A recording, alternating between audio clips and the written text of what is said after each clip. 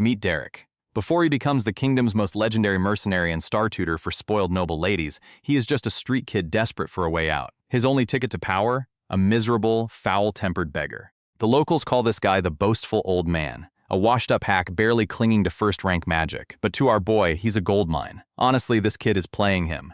The geezer wants a blind follower, while Derek only needs knowledge. Months of watching the old man's basic spells spark something terrifying. Deep in the woods, the 9-year-old menace taps directly into the raw flow of mana. The so-called master stares in absolute shock. Could his little servant actually be a genius? But that is when everything changes. Derek's eyes snap open. He thrusts his hand forward, unleashing a massive magical shockwave that blasts the old man backward like trash in a hurricane. He isn't just learning, he is evolving. The little menace doesn't stop there. He shapes raw mana into solid constructs, shattering barriers with ease. Watching his servant hit first-rank status in a single year, the beggar sweats bullets.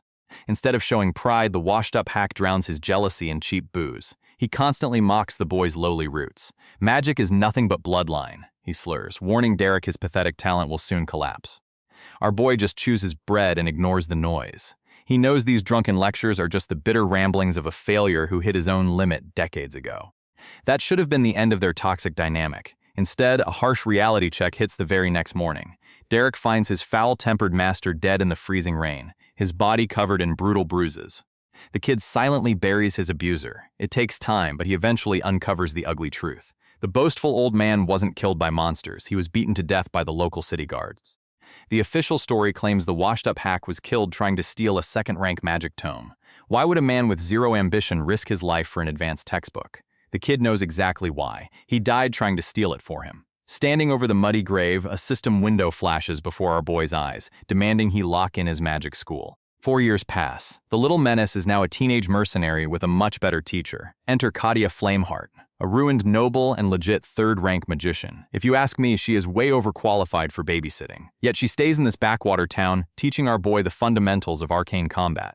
Later, over drinks at the local tavern, Katia drops a heavy warning. Excessive ambition will only slow your achievements. Sounds simple, right? Not exactly. When she tells him to gently sense his mana, the kid ignores her caution. He completely unleashes his aura, violently launching a massive wooden table straight into the ceiling. Katia is floored. The boy doesn't just have monstrous reserves. His brutal combat experience makes his mana flow perfectly stable.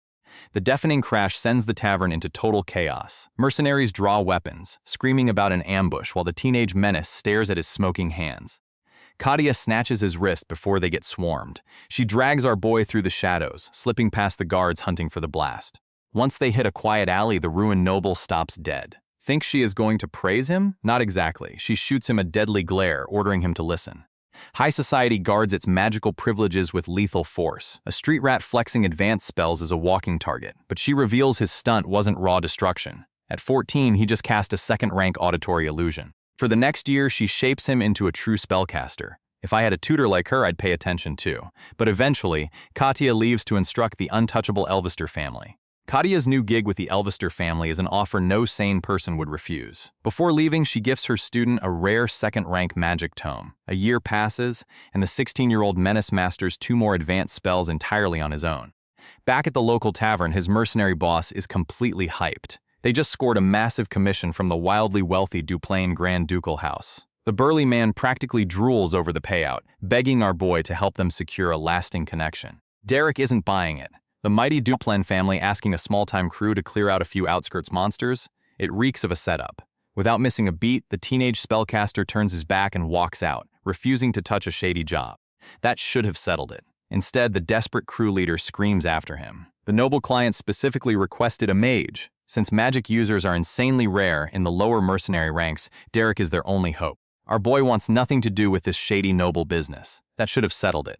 Instead, the desperate crew leader slams a solid gold Idel coin onto the table. It is just the advance. Money talks. Meeting the wealthy clients confirms his suspicions. An arrogant monocled representative takes one look at the 16-year-old mercenary and scoffs, dismissing the unpolished kid as completely useless. The burly boss begs them to reconsider. The snooty aristocrat ignores him, ordering his entourage to walk away. But as they turn, a mysterious cloaked girl pauses. They decide to give him a chance. Cut to the monster-infested outskirts of the Duplain estate. Our boy is already earning his gold. If you ask me, he is undercharging. He ruthlessly blasts a goblin into the air before carving through another with a brutal magical strike. A desperate monster tries to ambush the teenage menace from behind. He doesn't even flinch, effortlessly sidestepping the pathetic sneak attack. The teenage spellcaster doesn't just kill the goblins. He wipes out the entire horde with a massive burst of lightning, casually reporting back to the entourage without breaking a sweat. The arrogant monocled representative is completely speechless. But that mysterious cloaked girl? She just smiles, deeply amused by the young mercenary's ruthless efficiency. Back at the tavern, his hot-headed comrade Peline explodes. She screams at our boy for throwing away his commoner pride to be a noble's dog. But when the desperate crew leader hears the actual payout, he instantly begs to crawl between their legs too. Later that night, the boss asks for the real story. The little menace takes a slow sip of his drink and drops a heavy truth. All three of them were lying. The old man completely lacked the youth and stamina required of a real noble dispatch officer. Continuing his breakdown, Derek points out the supposed scullery maid has perfectly manicured hands. Before he can expose the final fraud, his burly boss cuts him off. Jaden coldly reminds the teenage spellcaster that mercenaries shouldn't dig into a client's secrets. In the wilds, only survival and coin matter. The very next morning, the crew wraps up the subjugation at the Duplin estate. Handing over 2 solid gold coins for the completed job, the old aristocrat seems completely satisfied. This sends the crew leader into a greedy frenzy over the massive payout. That should have been the end of it. Instead, the disguised noble clears his throat and offers the young mage a brand new commission. The price? A staggering 15 gold coins. Even Jaden is left absolutely speechless by the insane fortune. Without a second thought, the 16-year-old menace accepts the shady job, packing his bags as their carriage rolls out toward an uncertain future. The carriage drops them at the staggering Duplain estate. Jaden is completely starstruck by the sheer wealth, but the real shock is just beginning. The old man introduces himself as the chief administrator, while the fake maid reveals she is actually the head maid. Jaden instantly sweats bullets, furiously bowing to the high-ranking elites. Our boy expected a lie, but not this level of authority. If these two are top-tier servants, who is the mysterious cloaked girl? She finally steps forward and pulls back her hood. Meet Azeline Eleanor Duplin, the eldest daughter of the Grand Duchy. She didn't bring the teenage spellcaster here to hunt monsters. She wants him to be the personal magic tutor for her little sister Diella. Sounds like a total nightmare. At the prestigious Grand Duchy of Duplain, a quiet morning is violently shattered. The heavy doors to the Duke's office fly open as Reg storms inside, completely ignoring his older brother Valerian. Our boy is absolutely furious. His father demands a little dignity. Instead of calming down, Reg drags forward a sobbing, terrified maid by the arm. He screams that his sister, Diella, has finally crossed the line and started beating the servants. Valerian orders him to keep his voice down, yet the angry brother refuses to back off. Over 10 servants quit last month alone because she smashes furniture for fun. How long will their father tolerate this violent brat? The blonde heir shoots up from his seat, roaring Reg's name. A suffocating tension chokes the luxurious office. I wouldn't want to be in that room. The standoff holds until the Duke coldly commands them to drop it. The patriarch claims they still have Azeline to rely on, treating Diella like an acceptable loss. Reg violently disagrees, demanding they cut the dead weight entirely. The father slowly removes his glasses, warning his son to step back. Reg pushes his luck, suggesting they lock the girl in a convent before she ruins the family name forever. Sounds simple, right? Not exactly. The Duke instantly snaps. He crushes Reg's skull in his massive grip and slams his face straight into the desk. The patriarch coldly reminds Reg that Diella's fate is not his to decide. Bleeding against the floorboards, the stubborn son refuses to back down. He insists a choice must be made soon. The Duke's icy glare promises a broken neck if he keeps pushing. Meanwhile, Azeline escorts our mercenary tutor, Derek, through the massive halls. He asks about this infamous little sister he's supposed to teach. Azeline's smile falters. She admits Diella is kept hidden from the public eye, locked away like a shameful secret. They walk right into the aftermath of the brutal dispute. Valerian plays the perfect noble host. He smiles warmly at his returning sister. Then he casually waves off Reg's bleeding head wound as a minor accident before hurrying him away. But the veteran mercenary misses nothing. Derek's sharp red eyes scan the shadows, immediately locking onto a terrified, sobbing maid in the corner. He easily pieces together the violent reality of the Duplin household. This entire family is a disaster. Eventually, they sit down in the Duke's private office. Azeline gets straight to business. She presents Derek as the bold magic tutor willing to take charge of their out-of-control outcast. The towering lord gives a dismissive, heavy sigh. If this commoner wants to try, let him. Once Azaline is dismissed, the towering patriarch orders the 16-year-old to stay behind. The Duke's heavy gaze pins the young commoner to his seat, demanding to know the true extent of his magical abilities. Playing it safe, our boy claims he can only use basic first-tier magic to some degree. Sounds simple, right? Not exactly. The Duke just chuckles. The massive lord suddenly unleashes a suffocating wave of blazing blue mana that instantly fills the office. Proudly declaring himself a 5th-rank mage, he coldly warns the teenager that lying won't work on him. Outmatched by this overwhelming pressure, Derek politely bows his head and apologizes for the blatant disrespect. The patriarch brushes it off, noting that excessive talent can sometimes devour its owner. Still, he admits this rugged kid hardly looks like a proper aristocratic tutor. Derek just smiles, reminding the noble that he's a mercenary first. Realizing his eldest daughter already made her choice, the Duke finally drops the interrogation. With a heavy sigh, he grants the commoner full authorization to enter Diala's isolated, detached palace. But before leaving, the silver-haired mage stops. His sharp red eyes lock onto the intimidating Duke with a fearless declaration. He vows to complete his commission to the letter. He will turn this violent, outcast sister into a proper member of high society. Before heading to his new student, the silver-haired mage stops. He locks his crimson eyes onto the intimidating patriarch and makes one final, unexpected request. The towering lord simply raises an eyebrow in silent confusion. Meanwhile, over at the isolated detached palace, the infamous little sister is already living up to her terrible reputation. A heavy plate violently shatters against the wall, narrowly missing a cowering maid. The violent brat screams at the servant to get out, threatening to smash the next dish into her face. Back at the main estate, the off-duty Duke questions his eldest daughter's strange hiring choice over tea. They could afford any elite instructor on the continent. Why this commoner? Azaline sadly admits that every famous tutor has already quit. She chose Derek because he seemed surprisingly elegant and kind. That should have been a comforting thought. Instead, the patriarch just laughs at her terrifying naivety. He coldly reminds the sheltered princess that her new hire grew up on the bloody streets. Does she really think a child mercenary survived to adulthood using nothing but elegance and kindness? As the heavy realization sinks in, our boy is already marching through the shadowed halls of the outcast's palace. The real lesson is about to begin, and this rugged veteran won't be playing nice. Arriving at the isolated room, Derek doesn't waste any time. He firmly pushes open the massive doors and marches straight into the lion's den. The infamous outcast sister is sitting quietly by the window, staring into the distance. Keeping his composure, the silver-haired mage formally introduces himself as her new magic instructor. Diala doesn't even bother to turn around and greet him. Instead, she coldly orders the commoner to come closer. Sounds simple, right? Not exactly. The moment Derek steps within striking distance, the vicious girl spins around with a wicked grin. A sudden massive wave of filthy water smashes right into the tutor's face. Dropping the empty wooden bucket, the young noblewoman bursts into cruel, mocking laughter. She completely dismisses his polite introduction, loudly declaring that a filthy sewer rat has finally crawled into her royal palace. But her nasty welcoming party isn't finished yet. The violent brat gleefully steps up onto a nearby table to secure the high ground. Lifting a second heavy bucket, Diala dumps an absolute waterfall of foul sewer water straight down onto his head. She smiles down at her dripping victim, playfully complaining that she's finally out of ammunition. But if she expects this rugged veteran to run away crying, she is dead wrong. Derek's sharp red eyes lock onto her from beneath his soaked hair, perfectly calm and dangerously silent. The infamous little sister absolutely hates his calm, unbothered stare. The arrogant noblewoman instantly snaps, screaming at the commoner to lower his filthy eyes before viciously kicking him square in the chest. The unexpected blow forces the silver-haired mage down to one knee, but he still refuses to break eye contact. Disgusted by the foul stench of her own dirty water, the violent brat takes off her ruined shoe and hurls it straight into his face. She gleefully mocks his bloody street upbringing, waving her bare foot near his chin while demanding the worthless sewer rat learn his proper place.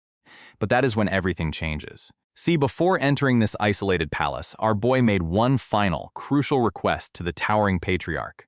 Knowing this commission couldn't be solved with polite words, Derek asked for absolute, unquestioned authority over his new student's physical discipline.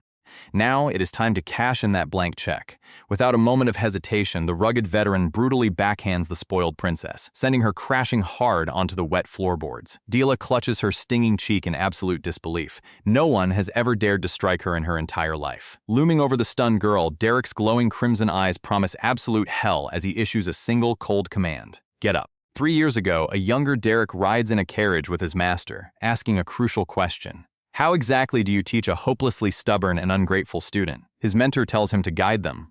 Sounds simple, right? Not exactly. Our boy knows some brats are completely beyond reason. That is when his master offers a chilling backup plan. If a student refuses to understand, you must engrave fear directly into their bones.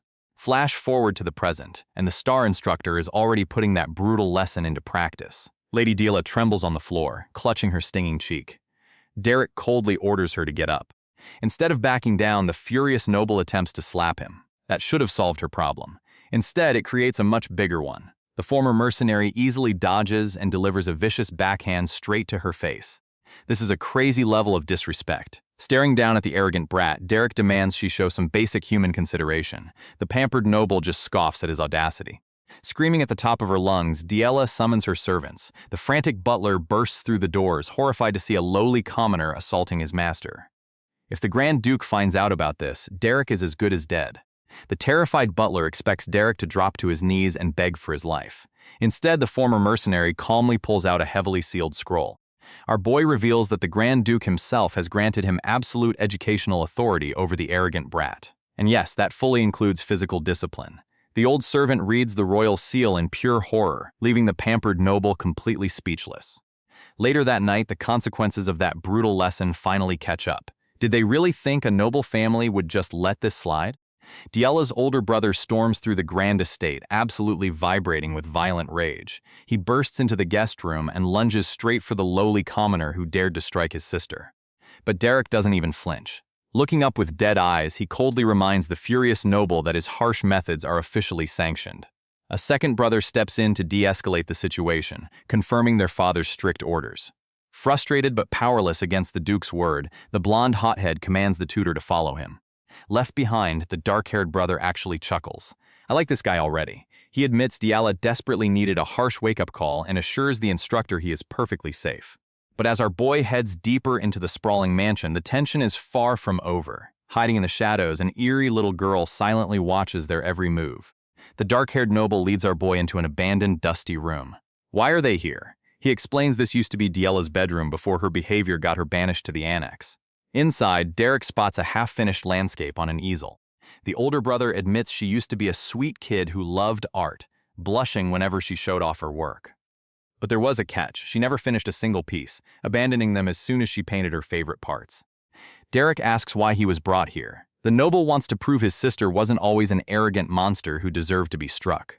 But somewhere along the line, a toxic obsession with her pure bloodline twisted her personality completely. The noble admits he has no idea what triggered her downward spiral, but if she can learn just one basic first-rank spell, he can persuade their father to spare her from being locked in a monastery. That is a pretty big if. Desperately grabbing the instructor's shoulders, the brother begs him to save Deela. Derek just asks for a moment. Holding up a heavy tome filled with scattered notes, our boy realizes the stubborn brat hasn't actually given up on magic. He asks if all these theory books belong to the discipline school, which nobles traditionally study. The brother confirms it. Staring at the nature-focused landscapes and slamming the book shut, the former mercenary finally connects the dots. He knows exactly what her problem is. Armed with this new realization, the star instructor accepts the brother's desperate plea. He promises to give it one last try, but his methods are about to get infinitely worse. Cut to the middle of the night, where the arrogant brat is sleeping soundly. That is, until a freezing bucket of water crashes directly onto her face.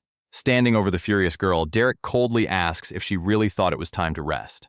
Before she can even scream, the former mercenary violently grabs her arm. He drags the struggling noble straight out of her room, ignoring the horrified gasps of the paralyzed maids watching them storm down the hallway. The ruthless tutor hauls her all the way into the dark, secluded woods behind the estate. With a violent shove, he throws the pampered brat hard into the freezing dirt. That should have broken her spirit. Instead, it creates a much bigger problem. Glaring up from the mud, Deela aggressively demands to know who the hell he thinks he is, screaming that a lowly commoner can never force her to learn. Derek just stares down at her in the pitch-black forest. Since no one is around to listen, he decides to share a terrifying little secret. Flashing a deeply sinister smile, honestly, I love this dark side of him. Our boy admits he has absolutely zero intention of teaching her magic. He just really enjoys beating up high and mighty nobles. The star instructor doesn't hold back. Staring down at the trembling girl, he calmly explains that this whole educational arrangement is nothing but a convenient excuse. A fully legal free pass to beat the living daylights out of stuck-up aristocrats without facing a single consequence. Slowly drawing his glowing blade, Derek asks if she knows how beautiful a noble's scream can be. Diella scrambles backward into the dirt, desperately threatening him with her powerful family's wrath. But our boy just laughs. Who would believe a disgraced daughter bound for its isolated monastery? Flashing a genuinely unhinged smile, the former mercenary points out that a commoner's life is incredibly cheap. He could easily slaughter her right here, run away, and do the Duke a massive favor. Staring at her own terrified reflection in his steel, the arrogant brat finally realizes she is going to die. Pure survival instinct finally kicks in. Diella scrambles to her feet and sprints blindly into the pitch-black woods. She knows these hunting grounds way better than he does. If she can just lose him in the shadows and reach the main estate, she can have this psycho executed. Sprinting through the freezing underbrush, she actually thinks she might just escape. But that is when everything changes. Before the desperate noble can take another step, a massive, roaring fireball erupts directly in her path. The massive blazing sphere completely illuminates the pitch-black hunting grounds. Trembling in the mud, Diella stares up at the roaring flames in absolute disbelief. How is this even possible? Her frantic mind races, entirely failing to understand how a supposedly lowly commoner just casually summoned a devastating second-rank spell. If she thought that was bad, the star instructor is just getting started. Standing calmly beneath the deadly heat, Derek simply holds his hand high like a conductor guiding a symphony. Bathed in the sinister glow of his own magic, the former mercenary smiles smugly at her pathetic panic. With a casual flick of his wrist, the fiery projectile rockets downward, tearing through the canopy. It detonates with a deafening roar right beside her escape route. Honestly, I'd be crying too. The massive shockwave blasts the screaming noble clean off her feet, sending her tumbling violently through the mud. Her escape plan completely shattered, Diella chokes on the ash and gasps for air. She looks up, paralyzed by overwhelming dread. Stepping through the burning embers with glowing red eyes, the ruthless tutor flashes a truly unhinged grin. Staring down at his helpless prey, he playfully claims he just missed. Under the dead of night, a frantic chase tears through the dark woods. The young noble lady sprints like a cornered prey, gasping for air as panic takes over, right until her foot snags on a rogue tree root.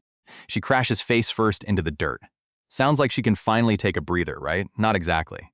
Before the girl can even push herself up, a lethal bolt of blue magic viciously pierces the air right past her head. The star instructor is officially on the hunt. Derek narrows his glowing eyes, firing a volley of mana arrows that violently slam into the earth just inches from his student's trembling legs. Stepping out of the shadows, the mercenary mage looks entirely unbothered. "You move quite well," he notes, surprised she isn't just cooped up in the annex all day. Terrified of her new tutor, she scrambles up and sprints into the shadowy trees. I kind of feel bad for her, but Derek isn't breaking a sweat. As the frantic runaway pushes her burning lungs to the absolute limit, dread sets in. At this rate, I'll definitely get caught, she realizes. If she thinks a head start will save her, she is dead wrong. The veteran spellcaster calmly drops to one knee and presses his glowing palm into a puddle. A sprawling magical array ignites across the forest floor, ensuring her escape is officially cancelled. As he scans the terrain, it clicks. This is the exact forest she painted. Without even realizing it, the young noble was absorbing the raw magical energy of the woods and weaving it straight into her canvas. He recognizes her raw potential, but his analysis is rudely interrupted. A heavy rock hurtles toward his head. Cornered and desperate, the runaway student has decided to fight back. Sounds brave, right? Too bad her instructor is a battle-hardened mercenary. Derek effortlessly draws his blade, shattering the boulder into useless pebbles. The girl freezes in utter terror. He calmly steps closer, leveling his glowing sword right at her throat. He commends her guts for trying to counterattack, but playtime is officially over. Exhausted and trembling, her legs finally give out. "Any last words?" he asks coldly. This is where most people would beg for mercy. Honestly, I'd be crying by now. Instead, our girl flashes a defiant, ragged grin. She refuses to grovel like a commoner, aggressively telling him to just kill her and get it over with. Unbothered by her attitude, the magic tutor strikes a nerve. He simply asks why she is so fiercely obsessed with her noble bloodline. That single question shatters her tough exterior. She bursts into tears, screaming that without her prestigious name, she is entirely worthless. Because despite her family's legacy, she cannot cast a single spell. Tears streaming down her face under the moonlight, she furiously yells that she already tried everything. She poured her absolute all into learning magic, only to hit a massive wall. For the first time all night, Derek just silently listens. Crushed by her own failures, the runaway continues to pour her heart out. If she cannot master magic or painting, her prestigious bloodline is all she has left to cling to. Without it, she is nothing. The star instructor absorbs this heavy confession in absolute silence. But sympathy isn't exactly his teaching style. The veteran mercenary grips his heavy blade as fierce blue mana surges around the cold steel. Declaring he has finally heard enough, Derek raises the glowing weapon high under the moonlight and bids his trembling student a chilling farewell. The great sword violently swings down. She squeezes her tear-filled eyes shut, bracing for a fatal execution that will end her miserable existence once and for all. Sounds like game over, right? Not exactly. The lethal blow never actually connects. Instead, the blade plunges deep into the earth just inches from her face. A massive shockwave of magical ice erupts across the forest floor, completely surrounding her without leaving a single scratch. As the brilliant blue light washes over the dirt, she stares at her glowing hands in pure disbelief. This entire nightmare was just a brutal, high-stakes test to force her latent mana to manifest. Releasing his weapon, the ruthless tutor instantly drops his killer intent and offers a flawless, respectful bow. He formally apologizes for his extreme methods, congratulating his completely stunned student on finally awakening her magic. Derek smiles warmly, assuring her that while it isn't quite a true spell yet, she did incredibly well. The sheer relief instantly crashes over the young noble. As the massive defensive ice crystal violently shatters, she collapses to her knees. She openly weeps as the overwhelming terror finally bleeds out of her trembling system. Honestly, I'd need a minute too. Giving her time to recover, the mercenary mage gently bandages her scraped legs. He calmly explains the true root of her lifelong struggle. See, while most highborns are strictly taught disciplined magic, Diella is naturally aligned with the wild school. Trying to force standard theory into her innate talent was like shoving a square peg into a round hole. Stunned, the runaway asks how he figured it out. The secret lies entirely in her beautiful artwork, since wild school mages naturally absorb ambient mana from their surroundings. Without even realizing it, she was weaving the forest's raw magical energy directly into her canvas. She was never talentless, just utilizing the entirely wrong manual. Finishing up the first aid, Derek stands tall and declares her awakened power is a solid start. That should wrap up tonight's crazy lesson, right? He turns away, promising to teach her proper control starting tomorrow. But before the star instructor can vanish into the dark woods, she softly calls out his name. Flushing red and stubbornly crossing her arms, the proud lady finally swallows her immense pride. She quietly mutters a genuine thank you. Walking side by side through the tranquil woods, the mercenary finally treats his student like an equal. He praises her latest painting, calling it a beautiful masterpiece. Humbled, the young noble quietly admits he is the very first person to ever understand her art.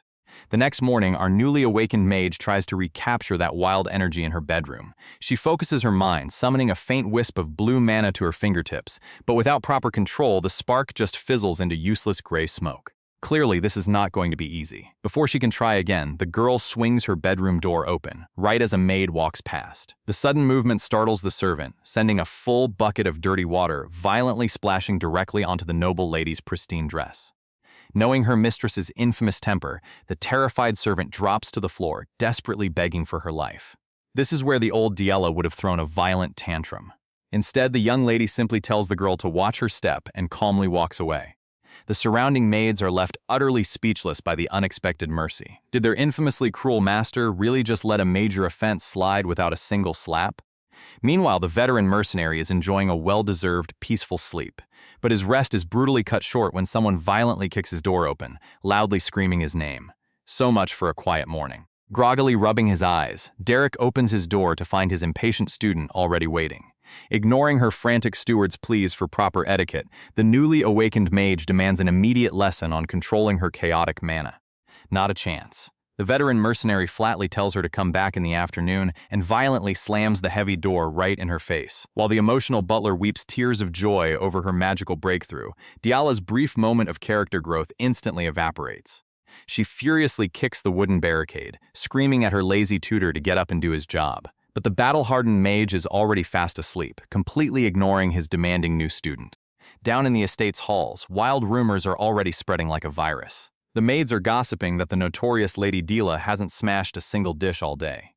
But that is when everything changes. One servant casually drops an absolute bombshell, claiming the girl actually manifested magic. Raig, her older brother, overhears the chatter and stops dead in his tracks. He whips around, demanding to know exactly what they just said. Raig immediately marches into the Duke's office to report the impossible news. He confirms to their father that he interrogated the estate staff several times to be sure. The bearded patriarch breathes a heavy, exhausted sigh of relief. Sounds simple, right? Not exactly. Raig ruthlessly kills the mood. It's too early to jump to conclusions. This blatant disrespect instantly triggers a vicious shouting match with the blonde knight. The strict brother coldly reminds everyone of the endless disasters the little general has caused over the years. He bluntly declares that this pathetic achievement isn't nearly enough to cancel her impending banishment to the monastery. The father's eyes narrow sharply as a heavy, suffocating silence crashes over the room. Her fate remains sealed. She needs an absolute miracle. Back in her room, the pint-sized menace is huddled on the floor, aggressively sulking. Derek walks in and calmly asks if she is upset. She glares at the wall. "I'm not upset. I'm angry. Honestly, if my own family was actively plotting my exile, I'd be fuming too." The star instructor just sighs and rubs his temples. "Even if you sulk like that, it won't change anything. Time is running out." Deela aggressively insists she isn't pouting, but Derek just stares her down with those cold red eyes. He calmly reminds the screaming girl that everything has its proper order. She might be a pampered noble, but right now he is entirely in charge. The pint-sized menace finally yields under the pressure, awkwardly scrambling to her feet. The star instructor casually pulls up a chair and slaps a heavy grimoire onto the table. He warns her that unlocking a mana core doesn't mean she gets to run wild. She has rested enough, and now it is time to work. Deela immediately rolls her eyes, sarcastically mocking him for being just another boring, stuffy tutor. Sounds simple, right? Not exactly. Derek's gaze instantly darkens into a downright sinister glare. He asks if she prefers his brutal, less boring methods, projecting a terrifying memory of his blazing fireballs. The little general gulps hard. Deciding she actually values her life, she lets out a dramatic huff and quickly drops into her seat. Now that he has her absolute attention, Derek summons glowing blue runes straight from his palm. He declares they are practicing raw manifestation today. If she can master this basic control, she will blast through first-rank spells in no time. He introduces the chaotic wild school of magic. Unlike rigid rule-based casting, it relies entirely on pure instinct and freedom. Honestly, if anyone is built for absolute chaos, it's this kid. Derek bluntly states she is perfectly suited for this reckless style. Deela bristles, demanding to know exactly what that means. The mercenary smoothly pivots, buttering her up with a tactical compliment. He praises her unstoppable nature and powerful Duplain bloodline. Hearing she is overflowing with raw talent, the girl's ear twitches in sheer delight. The pampered noble instantly flushes red, assuming this means she is a once-in-a-generation prodigy. Derek mercilessly shoots that down. Talent and genius are distinctly different things. She dramatically rolls her eyes, sarcastically muttering that her tutor is just full of himself. Just outside the door, Rig eavesdrops on the lesson. Hearing about her rapid progress doesn't bring him an ounce of joy. The blonde knight simply clicks his tongue in bitter disgust. He clearly hates the fact that his sister might actually survive her impending exile. Over the next few days, the little general becomes completely obsessed. She constantly manifests wild blue flames, aggressively charging at Derek to show off her chaotic aura. Sounds simple, right? Not exactly. The mercenary brutally ignores her. Whether he is eating soup or strolling the halls, he treats her lethal fireballs like a mild breeze. Honestly, his patience is terrifying. Deela finally snaps. She tracks him down at sunset, furiously screaming, "What are you doing here?" She berates him for ignoring his duty just to read that stupid grimoire. The star instructor bluntly replies that studying is exactly what books are for. Fuming, the 9-year-old menace literally drags the man by his hand, forcing him to finally inspect her unleashed magic. Later that evening, Derek summons the strict brother to his quarters. Raig marches in, demanding a direct progress report on the girl. The red-eyed tutor doesn't sugarcoat the harsh reality. Deela is advancing quickly, but mastering true first-rank magic is going to take way more time than they currently have. Time is their greatest enemy. Her exile is still a massive threat. The blonde knight sits Derek down for an incredibly serious warning. Their mother, the ruthless Duchess, is officially returning from her social gatherings next week. She is notoriously unforgiving, and traditional nobles absolutely despise commoners holding positions of power inside their estates. The red-eyed mercenary remains completely unfazed by the looming danger. He calmly promises to keep the impending threat in mind, but quickly senses Raig is holding something massive back. The strict brother turns away, dramatically monologuing about the heavy, suffocating burden of being the future family head. He preaches about the deep necessity of nurturing his relatives and honestly embracing their complex, unpredictable hearts. Derek stares blankly, demanding to know the actual point of this exhausting speech. Raig suddenly spins around, thick tears streaming down his face as his stoic facade completely shatters into pieces. The real crisis? His little sister refuses to play with him anymore. This is a crazy level of pathetic. While the weeping knight dramatically cries to the heavens about his precious lost angel, the star instructor just casually sips his tea. He is entirely numb to this ridiculous, overblown sibling drama. Raig desperately begs for tactical advice to somehow win back Deela's affection. The devastated brother knows the pint-sized menace is entirely obsessed with her new tutor, aggressively screaming for Derek the second he leaves her line of sight. Before the mercenary can even answer, Rieg eagerly pivots to his master plan. He proudly unveils a handmade, heavily stitched doll he crafted with a maid's help. It looks like an absolutely cursed, terrifying nightmare. Rieg beams, fully convinced this horrifying toy will perfectly convey a brother's deep, undying love.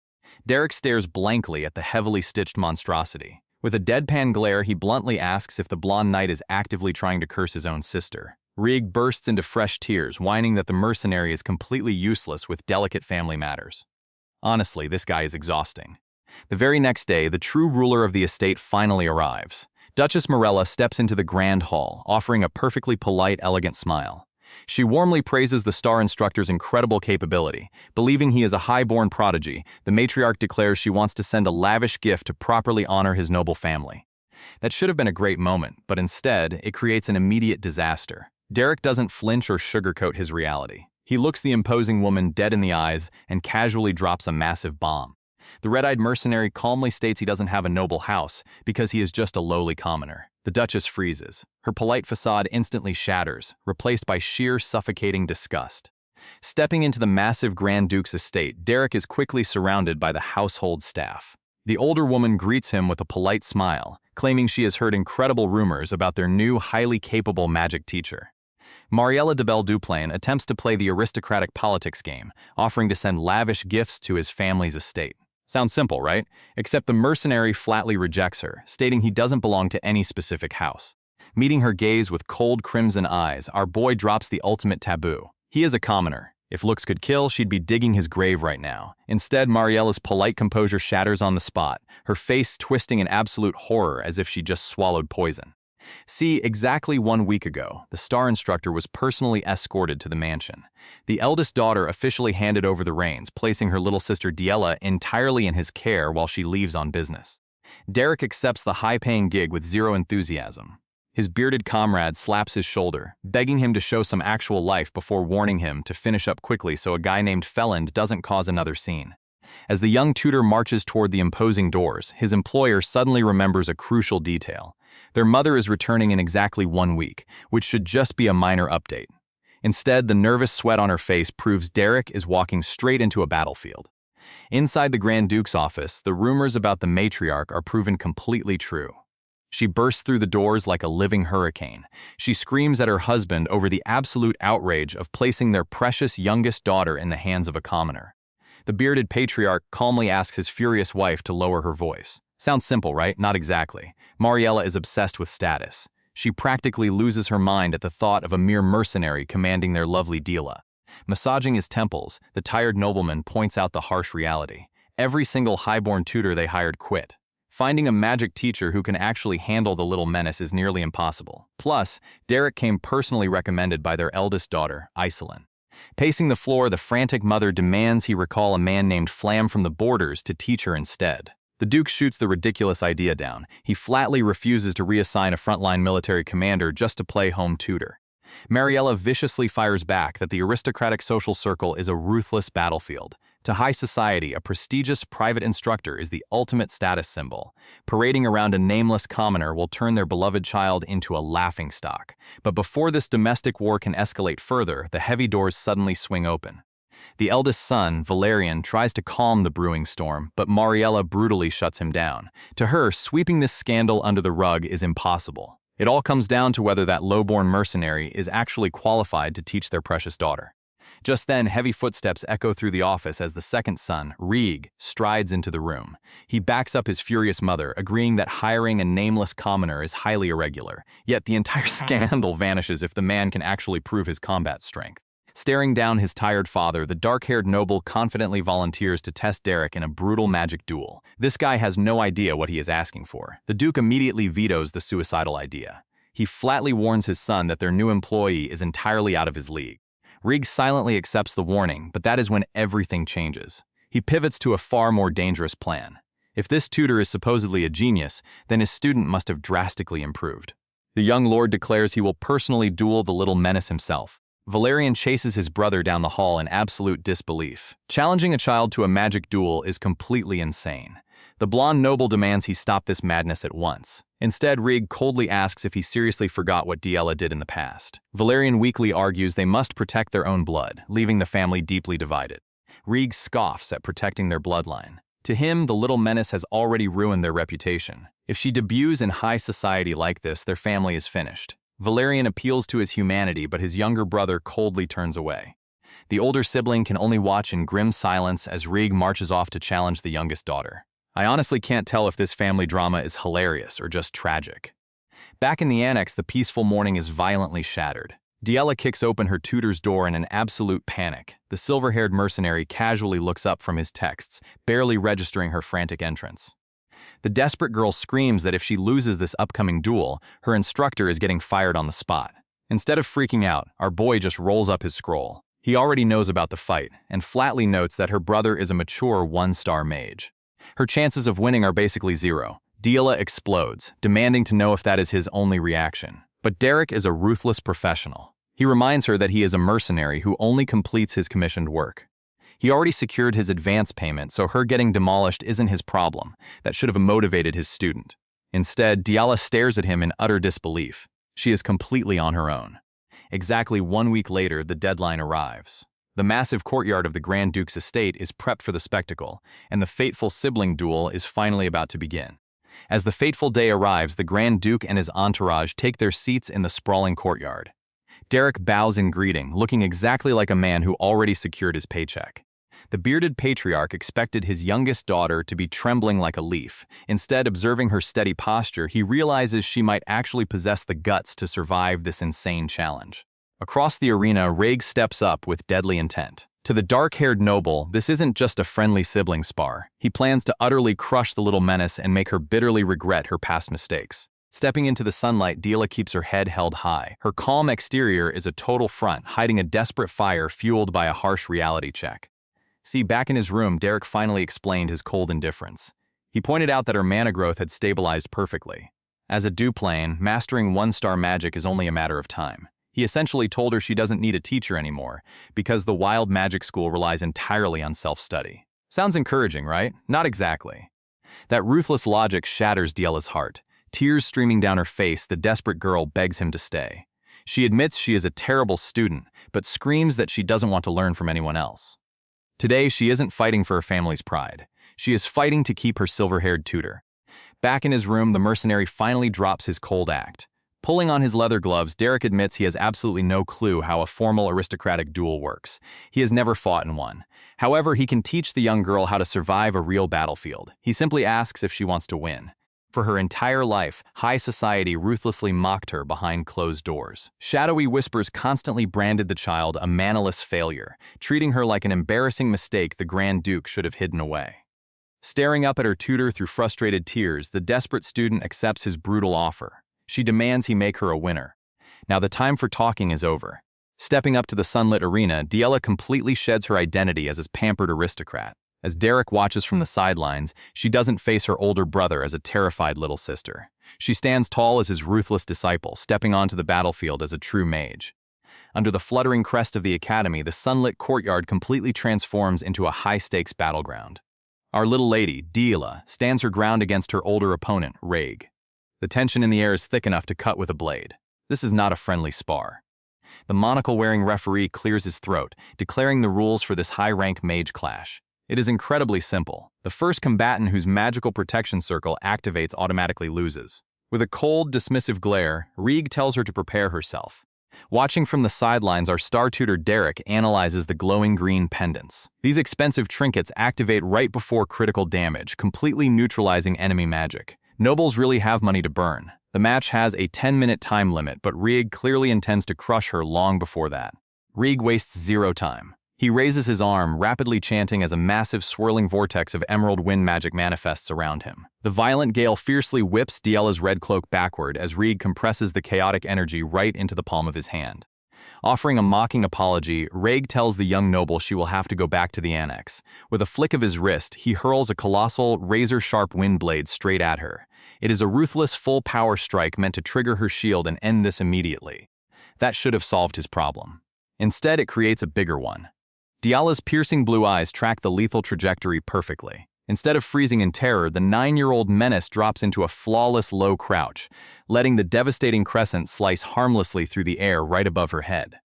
Rieg's eyes widen in sheer disbelief as his guaranteed strike hits nothing but empty air. Furious, the older mage unleashes another rapid-fire volley of emerald gales.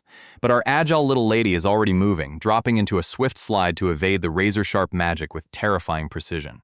Watching from the sidelines, the Star Tutor analyzes his student's unrefined movements. She possesses incredible power, but her total lack of actual combat experience means she is burning through way too much mana. Case in point. As the next deadly wind blade closes in, Diela simply thrusts her hands forward. A colossal, jagged glacier of solid ice erupts right out of the courtyard floor, completely absorbing the devastating impact. Rieg just scoffs at the towering frozen barricade. It isn't even a properly ranked spell, just a crude manifestation of raw energy. If you ask me, a giant ice wall is still a giant ice wall. But mocking her petty trick, he gathers swirling emerald vortexes, fully intending to crush her shield with an overwhelming barrage of concentrated wind spheres. But Diela isn't playing by noble rules. A memory flashes of Derek's harsh private lessons. He warned her that mercenary tactics abandon all honor to focus solely on absolute victory, a dirty fighting style that will definitely invite severe high society criticism. Yet when the Star Tutor stared her down and asked if she was truly prepared to embrace that disgrace, the young noble's answer was a fierce, unhesitating yes. She doesn't care about looking elegant. Back in the present, the deafening roar of Rieg's magic echoes across the battlefield. Hidden beneath the shadow of her red hood, Diela's eyes burn with that exact same ruthless determination. She isn't here to fight fair. She is here to win. The 9-year-old menace completely abandons the concept of a formal, honorable duel.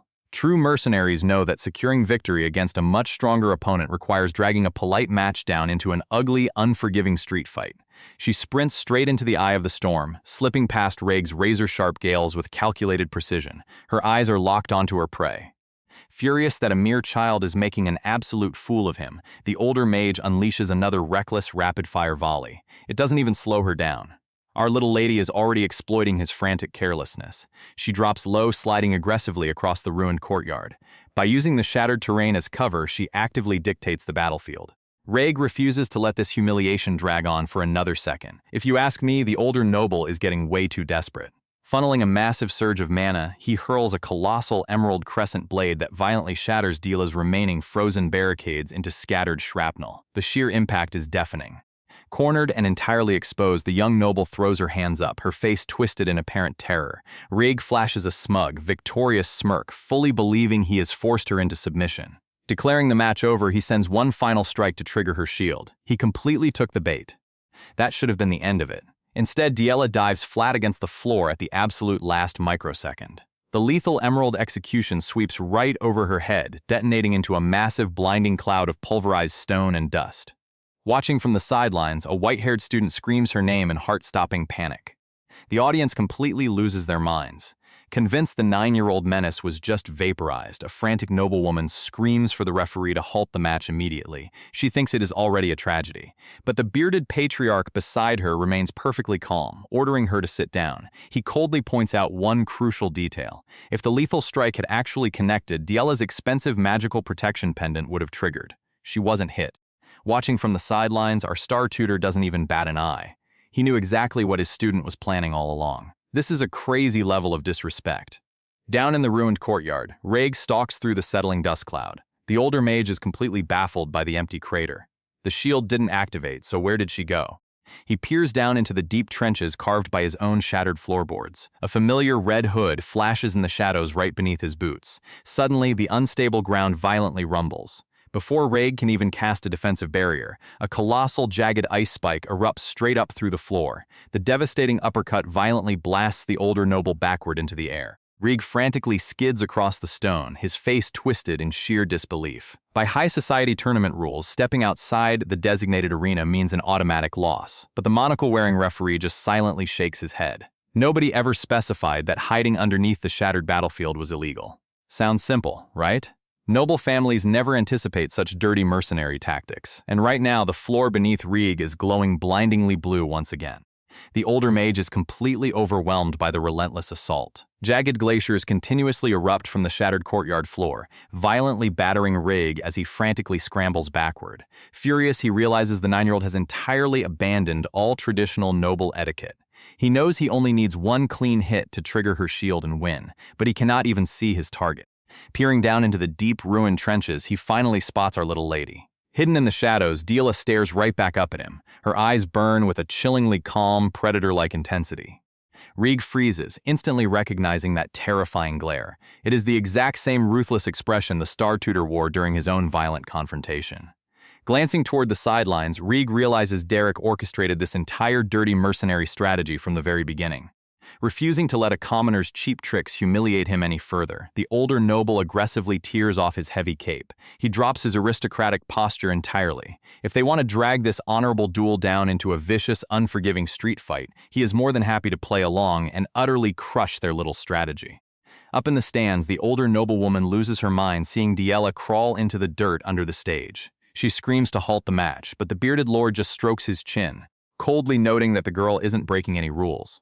Down in the dark, the young menace proves just how dangerous she really is. Staring up at the floorboards, she tracks the tutor's exact mana flow with deadly precision. This kid is absolutely terrifying. The second Derek begins to chant his next spell. His aura gives away his position. Diela instantly launches a massive ice spike right through the wood, forcing him into a frantic dodge just to keep his legs attached. Our boy gnashes his teeth, realizing the trap. Every time he recites a spell, she uses the resonance to pinpoint his location and attack. He is completely pinned down on a crumbling battlefield. Back below deck, the little general notices his energy suddenly flatline. She narrows her eyes, knowing he must be plotting something. She vows to blast him the absolute second he dares to open his mouth again. That should have secured her victory. Instead, it creates a wildly unpredictable problem. Much to the butler's horror, the mercenary scales the stage's towering flagpole. He climbs high into the sky, escaping her underground radar. He knows he can't properly recite an incantation while clinging for his life. Sounds simple, right? Not exactly. Derek channels raw magic directly into his palm, preparing to obliterate the entire arena without uttering a single word. But before the young noble can unleash his massive attack from the sky, the little general strikes first. A colossal ice spike completely obliterates the base of the flagpole. Up in the stands, the star instructor Derek watches coldly as the towering structure shatters. The splintered wood crumbles, sending his student plummeting toward the unforgiving stage. The heavy pillar violently crashes into the arena, kicking up a blinding cloud of dust. His mother screams Raig's name in sheer panic, terrified he was crushed. The boy barely survives the brutal drop, skidding hard into the dirt. But his problems are only just beginning. He doesn't even have time to catch his breath before a terrifying silhouette dashes through the smoke. Refusing to back down on his home turf, Raig instantly channels his remaining mana. He points his finger and fires a desperate, high-speed magic arrow right at her head. This kid is practically begging for a miracle, but the 9-year-old menace is blindingly fast, flawlessly weaving her body past the glowing projectile with terrifying agility. Diala is an absolute monster on the battlefield. She charges directly through the barrage of glowing arrows, dodging every single lethal strike without losing an ounce of momentum. She is out for blood.